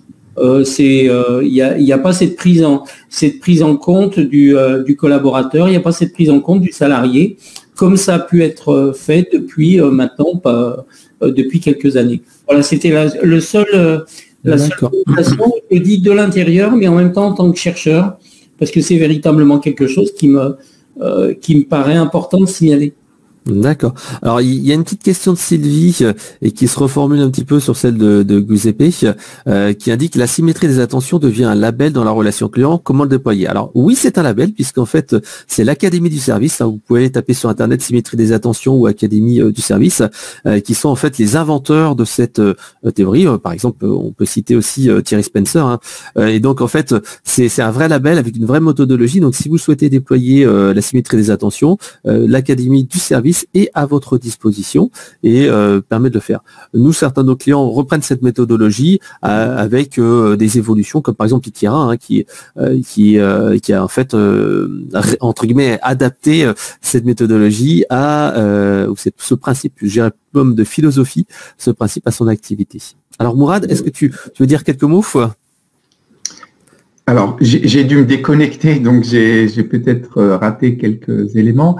En fait, moi, ce que je trouve vraiment intéressant dans les différentes présentations que l'on a eues, c'est justement l'idée que il n'y a pas une relation simple entre cet engagement collaborateur et la satisfaction client. C'est vrai que Gilles Rouet remettait en cause l'idée de au service d'eux.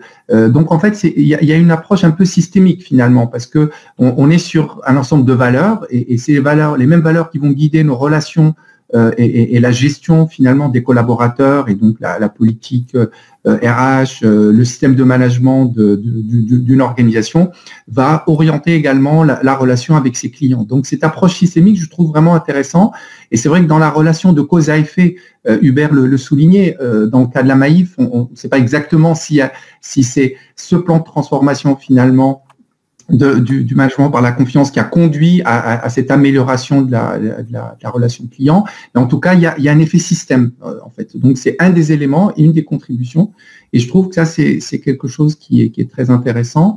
Moi, ce que j'ai noté également, c'est que on est aussi dans une innovation, hein, puisque Bérangère le soulignait, c'est-à-dire de dire on n'est pas seulement dans des processus, dans l'amélioration de démarches, on est vraiment dans une innovation managériale avec ces différentes dimensions, donc aussi bien en termes de structure, en termes de pratique, en termes de technique. Donc on n'a pas opposé des aspects un peu techniques ou par exemple sur le digital avec des aspects plutôt organisationnels. Donc c'est vraiment une approche là aussi systémique, hein, donc et on l'a vu dans le cas de la Maïf, donc il y a un vrai programme managérial, il y a des structures d'accompagnement, il y a des techniques d'accompagnement, et c'est tout ça qui va contribuer en fait à créer.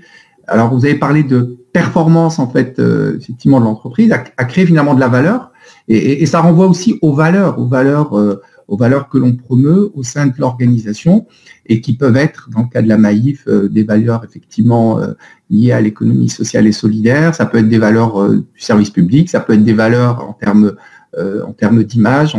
Donc en fait, c'est vraiment, je pense, à travers ces exemples, et dans le cas d'Ikera également, c'est un peu cette complexité de finalement des relations entre ces approches RH orientées vers les collaborateurs, les approches tournées vers le client, vers les parties prenantes. J'y trouvais souligné, hein, ça, on peut élargir en fait le champ. Et c'est pour ça que en fait, à travers la relation client, finalement, on interroge en fait tout le système managérial de l'organisation. Hein, on a vu que ça remettait en cause aussi la place du manager, management par la confiance sur la place du manager. On peut faire confiance aussi au client, donc ça veut dire aussi un rapport au client qui peut être différent, une transparence dans l'information donnée, intégrer aussi le client dans la conception aussi des processus commerciaux. Donc c'est vraiment une façon en fait d'interroger finalement tout le système stratégique des organisations. D'accord, voilà, merci. J'avais retenu des trois interventions, enfin des trois présentations. Merci pour cette synthèse qui est très intéressante. Alors, on va essayer de prendre peut-être une ou deux questions et puis après, on va laisser tout le monde déjeuner. Alors, je vois que la dernière question, c'est Doriana qui nous dit c'est dans quel camp qui fournit la solution d'enquête pour Ikera et pour les collaborateurs aussi? Si oui, vous apportez aussi du conseil sur la stratégie. Alors, je vais répondre rapidement. Oui, en fait, on fournit l'outil d'enquête de satisfaction et d'analyse sémantique pour Ikera qui permet de faire les enquêtes collaborateurs et les enquêtes de satisfaction client, email, SMS, enquête vocale, etc. Sur le conseil sur la stratégie, on a un cabinet d'études internalisé qui permet aussi d'accompagner les clients sur la partie enquête de satisfaction, méthodologie, etc. Même si c'est pas le cœur de notre activité, on peut aider comme ça certains clients à mettre en place, par exemple, des baromètres ou baromètres RH, enquête collaborateur, etc. Alors, il y a peut-être une autre question, on va prendre pour Bérangère et Hubert. Alors, je vous laisse peut-être choisir Bérangère et Hubert dans la petite liste des questions favorites, s'il y en a une qui vous intéresse plus qu'une autre. J'ai déjà répondu par exemple à certaines, comme par exemple le podium de la relation client. J'ai mis le site internet dans le chat, c'est podium justement de la relation client. Alors, est-ce que Bérangère, il y a une question qui t'inspire particulièrement et auquel tu voudrais répondre, puisqu'en fait, il y a beaucoup de questions sur la culture client, sur la définition du succès, le turnover, l'absentéisme. Moi, je pourrais déjà répondre avec le cas Ikera. Le succès, en fait, a été véritablement un impact sur le turnover. Et il y a eu beaucoup moins de personnes qui ont quitté l'entreprise qu'à ce programme d'écoute, d'écoute qui était important, mais aussi d'amélioration continue. Alors, je sais pas, est-ce que... Alors, après, j'ai bien lu un certain nombre de questions. Alors après, il y a peut-être Hubert là qui serait plus à même que moi par rapport au turnover. Mais il a mentionné notamment les deux, le baromètre des salariés, donc qui est fait de manière assez fine. Et puis la Maïf fait beaucoup d'enquêtes. Donc, il y a quand même énormément de données. Mais ensuite, sur effectivement comment on mesure et quels sont les indicateurs de l'engagement, c'est ce que je vous disais. Attention, il y a déjà en plus il y a une dimension d'engagement sur le travail et sur l'engagement sur l'organisation. C'est pas tout à fait la même chose et c'est pas les mêmes indicateurs. Donc ça, il y a toute une littérature là-dessus. On va pas les exposer en détail. Hubert, je sais pas si toi il y avait une question qui est intéressante, c'est concrètement qu'est-ce qui a déclenché ce plan de stratégie de management innovant. Ça, par contre, j'ai vu la question et je pense que ça c'est plus toi, Hubert, peut-être. Parce que c'est des résultats d'enquête, puisque justement vous avez indiqué, Hubert, qu'en 2010 il y a eu un switch. Qu'est-ce qui a fait que ça a bougé? C'est une qu'est-ce qui s'est passé? C'est une étude de la part de la direction générale et puis c'est un laboratoire qu'ils ont mis en place pour répondre à des questions.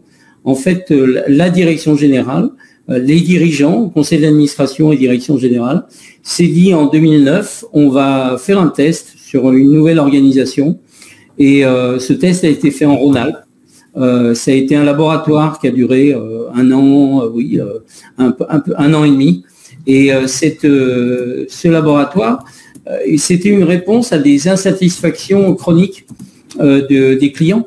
C'était véritablement un taux de réponse au téléphone qui était ridiculement faible. C'était des manifestations de mécontentement. C'était véritablement des discours. La Maïf n'est plus ce qu'elle était. Vous savez, c'est ce qui s'entend, mais ce qui s'entend en nombre très important. Et donc, les dirigeants de la Maïf à l'époque ont mis en place un laboratoire qui a permis de tester des nouvelles solutions. Alors, laboratoire qui a été quelque chose d'assez impressionnant dans sa mise en place et dans son déroulé, où véritablement les solutions proposées dans le cadre au niveau local et régional étaient testées jusqu'à la dernière limite, c'est-à-dire quand il y avait de l'insatisfaction client, on rendait compte d'émeutes dans des délégations, quoi. C'était quelque chose qui était très, on poussait à bout toutes les solutions qui étaient proposées. Donc ça, c'est une première démarche qui a fait réfléchir et qui a montré aux dirigeants qu'il y avait peut-être une interrogation à avoir sur l'engagement des salariés et sur qu'est-ce que pouvait être une organisation où les salariés étaient beaucoup plus impliqués et pouvaient être amenés à amener des solutions. Et en même temps, la Maïf avait cette structure militante qui sont une structure militante qui est représentative de clients, de sociétaires, j'allais dire, privilégiés, spécifiques. C'est-à-dire ce sont des gens qui sont et des sociétaires Maïf et impliqués au sein même de la Maïf dans son quotidien. Donc c'est quelque chose qui est très particulier. Et on s'apercevait aussi dans les années 2000 que ces sociétaires avaient de moins en moins d'importance et qu'ils étaient de plus en plus laissés de côté au profit de processus, au profit de démarches internes au monde de l'assurance et où l'humain n'avait plus guère sa place. Donc voilà l'origine de ça. Et ça me permet de répondre un peu à une question sur le fonctionnement de la Maïf dans le cadre de l'embauche. Il y a une question sur que se passe-t-il si vous postulez, c'est un trou noir. Et non, justement, à la Maïf, il y a véritablement un service qui est consacré et ça fait des années, c'est venu de Belgique, c'est venu d'une ministre belge, je crois, des richesses humaines, et il y a tout un service qui est consacré aux richesses humaines à la Maïf et qui permet d'être reçu, accueilli, et puis de voir si le profil et les compétences qui sont proposées peuvent être acceptées à la Maïf et peuvent donner lieu à une embauche, donc on a énormément d'alternants, à la Maïf, il y a énormément de gens qui viennent pour essayer. Parfois, alors souvent ils restent.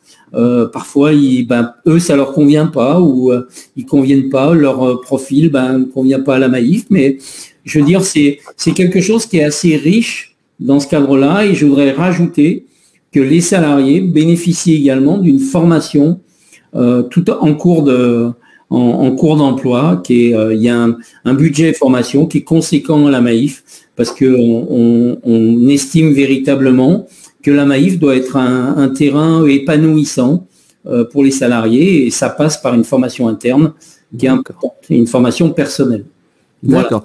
Bah alors, je vais répondre à une dernière question et ensuite je laisse Mourad conclure cette intervention. Donc, il y avait une question qui est comment on peut mesurer la culture client. Donc, bien entendu, il y a des enquêtes qui existent et nous, on le met en place chez nos clients.